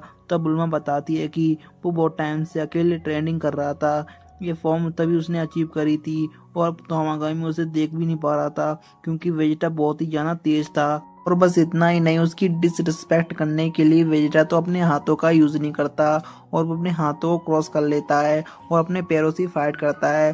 तामागामी को नीचा दिखाने के लिए इतना काफी नहीं था, तो वो अपनी उंगलियों का यूज करता है उससे फाकी अटैक रोकने के लिए। फिर वेजिटा उसे एक किक मारता है जिससे पूरा समुद्री बीच में से कट जाता है। अब वेजिटा अपने गार्लिक गन अटैक का यूज करता है। तामागामी उसे रोकने की बहुत कोशिश करता है, पर ये उसके लिए थोड़ा नामुमकिन हो रहा था, पर किसी न किसी तरह वो उसे अटैक को डिफ्लेक्ट कर ही लेता है। पर जितनी देर में वो डायरेक्ट कर पाता, वेजिटा उसे एक बहुत जोर का पंच मारता है और ये पंच इतना पावरफुल था कि अगर वेजिटा उसे सही समय पर रोकता नहीं तो शायद तामागामी नंबर 2 उस पेस से बाहर होता। अब ये देखने के बाद उसे समझ में आ गया था कि उसका जीतना इम्पॉसिबल है, तो वो हार मान लेता है और ये देख के सभी खुश होते हैं, यहाँ तक कि नेवा भी। अब बारी थी फाइनल चैलेंज की और अगर वेजिटा इसे पास नहीं कर पाया तो उसे ड्रैगन बॉल नहीं मिलेंगे और यह आसान नहीं होने वाला था, क्योंकि वेजिटा को जवाब 10 सेकंड के अंदर देना था। तो ये पहले कुछ इस तरह थी, जोनी की मम्मी उसे 15 बिस्कुट देती है और जोनी वो 15 बिस्कुट लेकर वॉक पर चला जाता है और जोनी वैन थर्ड को देखकर एक बकरी से मिलता है जिसका नाम जीरो है। तो अब जॉनी के पास जितनी कुकी बची हुई हैं, जीरो बोलता है उसमें से आधी मुझे दे दो, और जॉनी आधी उसे दे देता है। पर जीरो द गॉड को लगता है कि इसे लगेगा कि मैं लालची हूँ, तो वह जॉनी को 2 कुकी वापस कर देता है। उसके बाद जॉनी मिलता है साबुरा द डॉग से और वो उसे 1 कुकी दे देता है। पर अचानक से वहाँ पर शिरोदा मंकी आता है और वो उसके 3 कुकी चुरा लेता है। पर जॉनी अपने गुस्से पर काबू रखता है और वो काइंडनेस दिखाता है, तो उसके पास जितनी भी कुकीज बची हुई थी वो चिरोदा स्नेक को दे देता है। तो अब बताओ चिरोदा स्नेक कितनी कुकीज खा पाया होगा? क्या आप कमेंट करके बता सकते हो कि चिरो ने कितनी कुकीज खाई? क्योंकि मेरी और गोकू की तरह वेजिटा के सर से भी ये सवाल ऊपर से ही गया, और बुल्मा तो सर पे हाथ रख लेती है और बोलती है कि अब तो मिलने से रहे ड्रैगन बॉल, क्योंकि वेजिटा इसी प्रॉब्लम सॉल्विंग में अच्छा नहीं है। अब वेजिटा के पास 5 सेकंड बचे थे वो सवाल का जवाब देने के लिए, और समय निकलते ही जा रहा था। 5 4 3 2, और ऐसे ही समय खत्म होने वाला था। वेजिटा बोलता है जीरो। सभी हैरान थे कि आखिर इसका मतलब क्या है जीरो से। तामागामी उसे बोलता है कि एक्सप्लेन करो। तब वेजिटा बोलता है कि तुम्हारे सवाल था कि इचिरो कितनी कुकीज खा पाया। फिर वेजिटा बताता है कि इचिरो एक स्नैक था और उसने कभी कुकीज नहीं खाते, तो उसका जवाब होगा जीरो। और ये आंसर वो प्योर कॉन्फिडेंस के साथ देता है, और बाकी सब ने तो उम्मीद ही छोड़ दी थी कि वेजिटा आखिर एक ऐसा लॉजिक यूज कर रहा है। पर लकीली ये भी सही आंसर था, और बाकी सबको तो छोड़ो, ये सुन के तो खुद वेजिटा हैरान था। और फाइनली तामागामी वेजिटा को वो ड्रैगन बॉल दे देता है। सभी बहुत ज्यादा खुश थे, पर तामागामी नेवा से माफी मांगता है कि वो ड्रैगन बॉल को प्रोटेक्ट नहीं कर पाया। पर नेवा उससे रोक देते हैं और बोलते हैं कि इसकी कोई जरूरत नहीं है, तुम अपनी पूरी ताकत से लड़े, ये मैटर करता है। हबीज बोलता है कि तुम तो सच में बहुत ज्यादा ताकतवर निकले, और अब तुम जीत भी चुके हो, तो मैं तुम्हारे लिए विक्ट्री डांस करके दिखाता हूँ। और वहीं पर पागलों की तरह नाचने लग जाता है। अभी सुप्रीम गाय बोलते हैं कि अब बस हमें एक ही ड्रैगन बॉल की जरूरत है, उसके बाद हम डेंडो को आराम से बचा लेंगे। तो वो सब फर्स्ट बॉल के लिए निकल ही रहे होते हैं, पर उन सब की शिप फिर से खराब हो जाती है। पर जब तक पांजी उनके साथ है तो टेंशन लेने की कोई बात ही नहीं है। वो 2 मिनट में उस शिप को ठीक कर देती है। अब डेकाजू बताता है कि अब वो फर्स्ट बॉल के लिए निकल चुके हैं, और ये सुनकर गोमा बिल्कुल भी खुश नहीं था। गोमा ने उन सबको बच्चा इसलिए बनाया था ताकि वो उससे दूर रहें, और ये रीजन बन गया उनके डीमन वर्ल्ड में आने का। और फिर गुस्से में गोमा बोलता है कि अगर ऐसा है तो, और इसी के साथ हमारा एपिसोड यहीं पर खत्म हो जाता है। और इस एपिसोड में हमें बहुत कुछ देखने के लिए मिला। फाइनली हमें प्रूव कर दिया गया कि माजिंकू और माजिंडू यूजुअलिस कैरेक्टर नहीं है, और वेजिटा की सुपर सेन 3 भी हमें देखने के लिए मिला। तो मिलते हैं गाइस नेक्स्ट एपिसोड में। Thank you for watching. Dragon Ball Daima के 13वें एपिसोड की शुरुआत वहीं से होती है जहां से पिछला एपिसोड खत्म हुआ था। गोमा हैरान और परेशान था कि बाकी लोग फास्ट डीमन वर्ल्ड में आ रहे हैं। गोमा देगासू से पूछता है कि हमारी सारी आर्मी यहाँ पर आ चुकी है। तब देगासू बताते हैं कि सारी तो नहीं आई, पर आधी से ज्यादा आ चुकी है। इसका मतलब गोमा गोकू और वेजिटा पर पूरी ताकत से हमला करना चाहता है, और करे भी क्यों ना, उन्होंने तामागामी नंबर 3 और तामागामी नंबर 2 को हराया है, और यही रीजन था कि वो रिस्क ले ही नहीं सकता था। तो वह देगासू का ऑर्डर देता है कि बापसमा को डिसेबल कर दो, और ये सुन के मानो तो उसके पैरों तक जमीन खिसक जाती है। क्यों, जब से बापसमा को बनाया गया उन्हें आज तक डिसेबल नहीं करा गया। पर गोमा जानता था कि अगर बापसमा को डिसेबल कर दिया तो गोकू और बाकी लोग यहाँ पर नहीं आ सकते। देगासू बहुत ज्यादा डरा हुआ था, पर वो और कर भी कर सकता था। तो वो गोमा की बात मानकर एक अंडरग्राउंड बेसमेंट में जाता है। ये जगह थोड़ी ज्यादा स्ट्रेंज थी, जैसे कि मानो पूरा डीवन वर्ल्ड यहाँ से कंट्रोल हो रहा है। तो डेगासू उस लीवर के पास जाता है जो बापसमा को डिसेबल कर देगा, और पता नहीं क्यों वो बहुत ज्यादा डरा हुआ था। और वो खुद से बोलता है कि मुझे ही क्यों चुना गया ये काम करने के लिए, कुछ तो ऐसा रीजन है जिसकी वजह से वो ये काम करना नहीं चाहता। पर सुप्रीम डीमन किंग की बात टालना भी कुछ समझदारी की बात नहीं होगी। तो वो फाइनली उस लीवर को नीचे खींच देता है, और इसके साथ ही वो डिसेबल हो जाता है बापसमा। और इसके बाद वेदर पूरी तरह चेंज हो जाता है, और डेगासो भी डरा हुआ था। इसका मतलब इसकी वजह से फ्यूचर में कुछ तो बुरा होने वाला है। और दूसरी तरफ हमें दिखाया जाता है हमारे हीरोज की शिप फिर से खराब हो जाती है, और इतने उलट पुलट के बाद तो हाइबिस को उल्टी भी आने लगती हैं। अब उनका इंजन पूरी तरह से खराब हो चुका था। तभी पांजी बोलती है कि कुछ भी करके कहीं पर भी लैंड कर दो। तब नेवा बोलते हैं कि कहीं से भी तुम्हारा मतलब क्या है, अगर हम समुद्र में गिरे तो क्रैकन का खाना बन जाएंगे। और ये बोलकर तो उन्हें उसे और डरा दिया था। पर फाइनली उनकी शिप लैंड कर जाती है, लेकिन वो शिप लैंडिंग नहीं होती, पर किसी को कुछ नुकसान नहीं हुआ होता। तब पांजी बोलती है कि मैं शिप को ठीक करती हूँ, तुम सब यहाँ से बाहर निकल जाओ। पर तभी एक पत्ते की फ्लिप से गोकू हवा में चला जाता है और वो देखता है एक अजनबी दुनिया को। वो जगह बिल्कुल ही अजीब थी। उधर के पेड़, टहनियाँ, बाकी सब कुछ बड़ा था। अगर आपने ड्रैगन बॉल जीटी देखा है तो उसमें भी एक ऐसा एपिसोड था जहाँ पर सब चीज़ें 10 गुना जाना बड़ी थी। गोकू वहाँ की हर एक चीज़ को एक्सप्लोर करता है। उसे समझ में नहीं आ रहा होता है कि वो छोटा हो गया है कि फिर सब चीज़ें बड़ी हो गई हैं। और दूसरी तरफ पांजी की हालत ख़राब हो रखी थी क्योंकि क्रैकर ने उसके सारे टूल्स ख़राब कर दिए थे। पर तभी बुल्मा अपने फादर की इन्वेंशन दिखा के फ्लेक्स करती है और उस कैप्सूल को हवा में फेंक कर उसे टूल बॉक्स निकालती है। ये देखकर पांजी बिल्कुल हैरान थी, आखिर ये कैसे पॉसिबल है, क्योंकि पांजी को मैकेनिकल चीज़ें बहुत ज़्यादा पसंद हैं। तब बुल्मा समझाती है कि हम किसी भी चीज़ को श्रिंक करके ये कैप्सूल में स्टोर कर सकते हैं। पर तभी हाबिज आके बोलता है कि क्या तुम मेरे सॉक्स को श्रिंक करके इस कैप्सूल में रख सकती हो क्या? पर पांजी उसे गुस्से से बोलती है कि तुम उसकी जरूरत क्या है तुम्हें, और मेरा भी यही क्वेश्चन है, आखिर अपने मोजे को स्टोर करके ये करेगा ही क्या?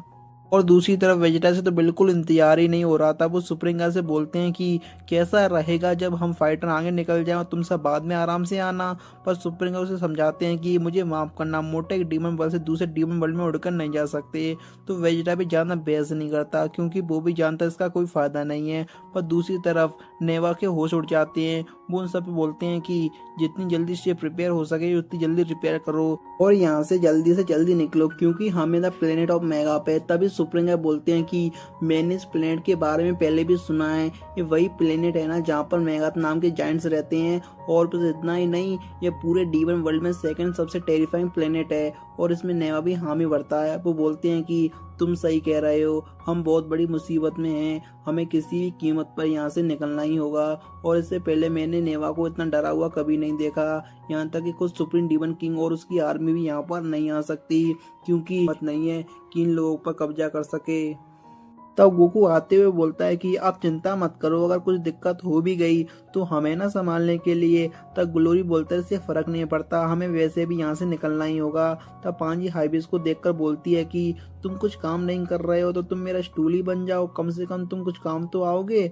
और उस बेचारे को स्टूल बनना पड़ता है। फिर हमें सीन दिखाया जाता है फर्स्ट डीमन वर्ल्ड का, जहाँ पर एरेंस बाहर का नज़ारा देख रही थी। जाहिर सी बात है कि बापसमा को डिसेबल होने के बाद अफरा तफरी तो मचनी थी।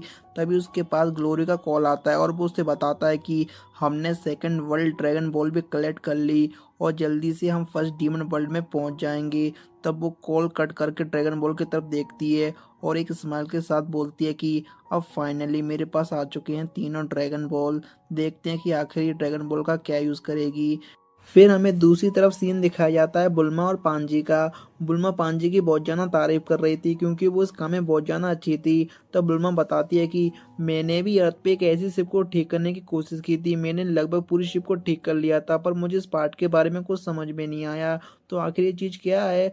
तब बताती है वो, ये मांझी लाइट है, ये एसिड वाटर के साथ रिएक्ट करता है और ये 30 साल तक लगातार एनर्जी प्रोड्यूस कर सकता है। ये सुन के बुल्मा हैरान थी, अगर ऐसा है तो ये बुल बहुत ज़्यादा वैल्यूबल होंगे ना। तो वो बताते हैं कि ऐसा नहीं है क्योंकि सेकंड डीमन वर्ल्ड के ऊपरी हिस्सा और थर्ड डीमन वर्ल्ड का निचली हिस्सा, ये दोनों ही पूरी तरह से मैजिक लाइट से बने हुए हैं और थर्ड डीमन वर्ल्ड से एसिडिक वाटर बेहतर रहता है और यही रीज़न है कि ये सन की तरह शाइन करता है और इसकी पानी की कंपोजिशन से हम इसका कलर भी चेंज कर सकते हैं। तब पांजी बताती है कि ये खुद में आंखों में पहली बार देख रही हूँ और ये दोनों आराम से ज्ञान की बातें कर ही रहे होते हैं और हाइबीज की तो पूरी हालत ख़राब हो चुकी होती है। वो बोलता है कि माताओं, अगर आपकी ज्ञान की बातें हो चुकी हों तो मेरे ऊपर से उतर जाओ, मैं और नहीं सह सकता। और वो दोनों ही वहां से उतर जाते हैं। काम तो उनका बहुत पहले ही खत्म हो गया था, बस उन्हें बातें करने से फुर्सत नहीं थी। तब बुल्मा उसे बोलती है कि अगर इसकी क्वांटिटी इतनी ज़्यादा है तो क्या हम यहाँ से थोड़ा ले सकते हैं। तब पांजी साहब मना कर देती है कि इससे पूरा कंट्रोल गोमा का है क्योंकि वो ही सुप्रीम डीवन किंग है और वो हमें कभी इसका यूज़ करने नहीं देगा। तब बुल्मा बोलती है कि काश थोड़ा मैं अपने साथ भी लेके जा सकती। तब पांजी बोलती है कि तुम चिंता मत करो, जब हम घर वापस जाएंगे ना तो मैं अपने डैड से बोलूंगी तो वो तुम्हें चुरा के थोड़ा सा दे देंगे। सुन के बुल्मा यकीन नहीं होता कि आखिर लड़की क्या है, फिर हमें पूरे जंगल का सीन दिखाया जाता है और ये देख के हमें बता सकते हैं कि ये कोई नॉर्मल जगह तो बिल्कुल नहीं थी। पर अपने गोकू को तो खाने से फुर्सत है कहाँ, वो सबको छोड़कर वहां पर फल खाने लग जाता है। पर तभी उसके ऊपर एक बड़ा सा हैमस्टर अटैक कर देता है और गोकू हैरान था कि एक हैमस्टर इतना बड़ा कैसे हो सकता है, और वो उसे बचकर भागने लग जाता है। वेजिटा बोलता है कि अब मजे करना बंद करो और उसे खत्म करो, पर गोकू मना कर देता है कि मैं एक जानवर को मारने की क्रूरटी नहीं कर सकता। और वेजिटा का ऐसा मानना बिल्कुल नहीं था, वो बिल्कुल भी दया नहीं करता और वो सबको मारने लग जाता है। पर वो हैमस्टर भी जिद्दी थे, इतनी मार खाने के बाद भी उन्हें अकल नहीं आती और वो वेजिटा के ऊपर बाकी लोगों से अटैक करने लगते हैं। पिगलो और ग्लोरी उनकी शिप को दूर रखने की काम कर रहे थे, क्योंकि अगर वो खराब हो गई तो ये हमेशा के लिए यहीं पर फंस जाएंगे। और हाइबीस और नेवा तो बस छुप कर देख रहे होते हैं, वैसे भी वो क्या ही कर लेते। पर अचानक से किसी की पैरों की आवाज आती है और वो सभी हैमस्टर डर के भाग जाते हैं। तभी पिकलो बोलता है कि मैं चेक करके आता हूँ कि आखिर क्या हुआ। तभी वो तीनों गोकू, वेजिटा और पिकलो वहां पर देखने चले जाते हैं और उन्हें अपनी आंखों पर यकीन नहीं होता, एक बहुत बड़ा सा जाइंट उनके सामने होता है। पर तभी नेवा बताते हैं कि एक मेगा चाइल्ड है जिसे हम सभी देख रहे हैं, वो कोई और नहीं बस एक बच्चा है। ये सुनकर तो गोकू और वेजिटा हैरान थे, क्या ये बस एक बच्चा ही है? तभी नेवा बोलते हैं कि उसका बैग को देखो, इसका मतलब वो स्कूल से अपने घर जा रहा है। और ये सब के लिए शॉकिंग था कि आखिर ये भी स्कूल जाते हैं। अब वो बच्चा वहां पर आराम से बैठ जाता है और उसके साथ साथ उसका पेट भी उसके पीछे पीछे आता है। पर गलती से उसके बैग का सामान सारा नीचे गिर जाता है और ये गलती किसी की जान ले सकती थी, क्योंकि वो सामान इतना बड़ा था, अगर कोई नॉर्मल इंसान उसके नीचे आ गया वो तो मर ही जाए। तभी वो बेबी जायंट अपना खाना खाने लग जाता है। पर तभी नेवा बताते हैं कि ये जरूर क्रैकन के टेंटिकल खा रहा होगा। अब ये सुन के गोकू और वेजिटा शॉक हो जाते हैं कि जिस क्रैकन ने हमारी नाक में दम कर रखा था उसको बस एक स्नैक की तरह खा रहा है। पर तभी उसका पेट उनकी आवाजें सुन लेता है और वो उनको देखते ही उनके ऊपर जानलेवा अटैक कर देता है। ग्लोरी गोकू की जान बचाने के लिए उसका ध्यान भटकाता है, पर ये भूल जाता है कि मेरी जान कौन बचाएगा, तो उसके पास कोई और रास्ता नहीं होता वहां से भागने के लिए।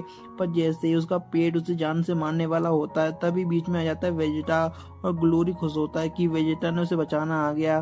तभी ग्लोरी और पिकलो और वेजिटा को ऑर्डर देता है कि उसको शिप से दूर रखो चाहे कुछ भी हो जाए। तो वे उसे शिप से दूर लेके जाते हैं और वो तीनों ही अपने की ब्लास्ट से अटैक करते हैं। पर उस पेट को तो कुछ फर्क ही नहीं पड़ता, ऐसा लग रहा था उसे मानो कोई मसाज कर रहा हो। उस डॉग को अकेला संभालना मुश्किल हो रहा था। अब तो उसके शरीर के कीड़े भी उन पर अटैक करने लग जाते हैं। पर तभी उसकी नजर पड़ती है ग्लोइंग शिप पे, उसे वो शिप चमकती बहुत अच्छी लगी, तो वो डायरेक्ट उसके पास भागते हुए जाता है और वो इतना एक्साइटेड था कि खुद ग्लोरी और पिकलो वेजिटा उसे रोक नहीं पाए। वो सबको चिढ़ाता हुआ आगे बढ़ रहा था। अब गोकू भी सीरियस हो जाता है, क्योंकि उसे पता था कि अगर उसने अब होल्ड बैक करा तो उसे हमेशा के लिए यहाँ फंसा रह जाएगा। तो वो अपनी पूरी ताकत लगा देता है अपने कामयाब में और वो अब एक शॉट से उसे हवा में फेंक देता है। अब शुरू होने वाली थी असली प्रॉब्लम, क्योंकि अब आ चुका था उस पेट का मालिक और इतनी देर में तो बुल्मा 5 शिप ठीक कर चुके थे। और वेजिटा और पिकलो बोलते हैं कि तुम सब यहाँ से निकलो, हम उसका ध्यान भटकाते हुए आते हैं। पर अब बहुत देर हो चुकी थी, वो जैंट बेबी उन्हें देख चुका था। अब वो एक पेड़ को तोड़कर उनकी तरफ फेंकता है, फिर वो अपने हाथ से उनकी शिप को कुचलने की कोशिश करता है, पर सही समय पर गोकू आकर उसे रोक देता है। पर फिलहाल अभी गोकू में भी इतनी पावर नहीं थी कि वो उसे रोक सके, तो वेजिटा और पिकलो भी उसे रोकने का ट्राई करते हैं ताकि वो शिप को बिल्कुल भी डैमेज ना करे। और गोकू बेचारा तो उसकी किताबों के बीच में फंस चुका था और यहाँ पर मुझे लगा था कि अब गोकू सुपर सैयन 3 का यूज करेगा, पर ऐसा कुछ नहीं हुआ। वो बस सुपर सैयन का यूज करके अपने पावर को पुल करके उसे रोकता है। पर गोकू एडमिट करता है कि ये कुछ ज्यादा ही स्ट्रांग है उससे भी। तभी वो बच्चा गोकू को अपने प्यार से कुचलने वाला था, पर ग्लोरी उसे किसी तरह गोकू को वहां से निकालने की सक्षम हो जाता है। वो बोलते हैं कि ये तो बहुत ज्यादा ही खतरनाक है। नेवा बताते हैं कि ये तो कुछ भी नहीं है, एडल्ट मेगा तो उससे भी ज्यादा खतरनाक होते हैं। तब वो पूछते हैं कि अगर ये इतनी ज्यादा स्ट्रांग है तो ये खुद डीमन किंग क्यों नहीं बन जाते, ये तो आराम से पूरे वर्ल्ड को टेक ओवर कर सकते हैं। तो सुप्रीम बताते हैं कि ये थोड़ी पिछड़ी रेस के हैं और ये कैसे रहते हैं वैसे उन्हें रहना पसंद है। तब वेजिटा कुछ क्लिक करता है और वो बोलता है कि जरा रुको, तुमने बोला था कि ये सेकंड नंबर पर सबसे टेरिफाइंग प्लेनेट है, तो तुम्हारा कहने का मतलब क्या है, इससे ये बोस्ट प्लेनेट एग्जिस्ट करता है? तब नेवा बताते हैं कि हाँ, वो है प्लेनेट गीगा, जहाँ पर गीगास रहते हैं और वो उससे भी कई गुना ज्यादा बड़े होते हैं, तो उनका साइज इमेजिन कर ही सकते हो। ये तो तय है कि जगह किसी को भी पसंद नहीं आई सिवाय गोकू के। गोकू की जगह फिर भी बहुत ज़्यादा अच्छी लगी और शायद उसका मन करे तो वो यहाँ पर वापस भी आएगा। और अंधेरा होने के साथ साथ फायरफ्लाई जलते हैं और इससे प्लेनेट को रोशनी से भर देते हैं और वो सीन सच में बहुत ज़्यादा अमेजिंग था। और इसी अमेजिंग सीन के साथ एपिसोड यहीं पर ख़त्म होता है। अगर आपको हमारे वीडियोस पसंद आते हैं तो हमारी वीडियो को आप लाइक एंड सब्सक्राइब कर सकते हो। Thank you for watching.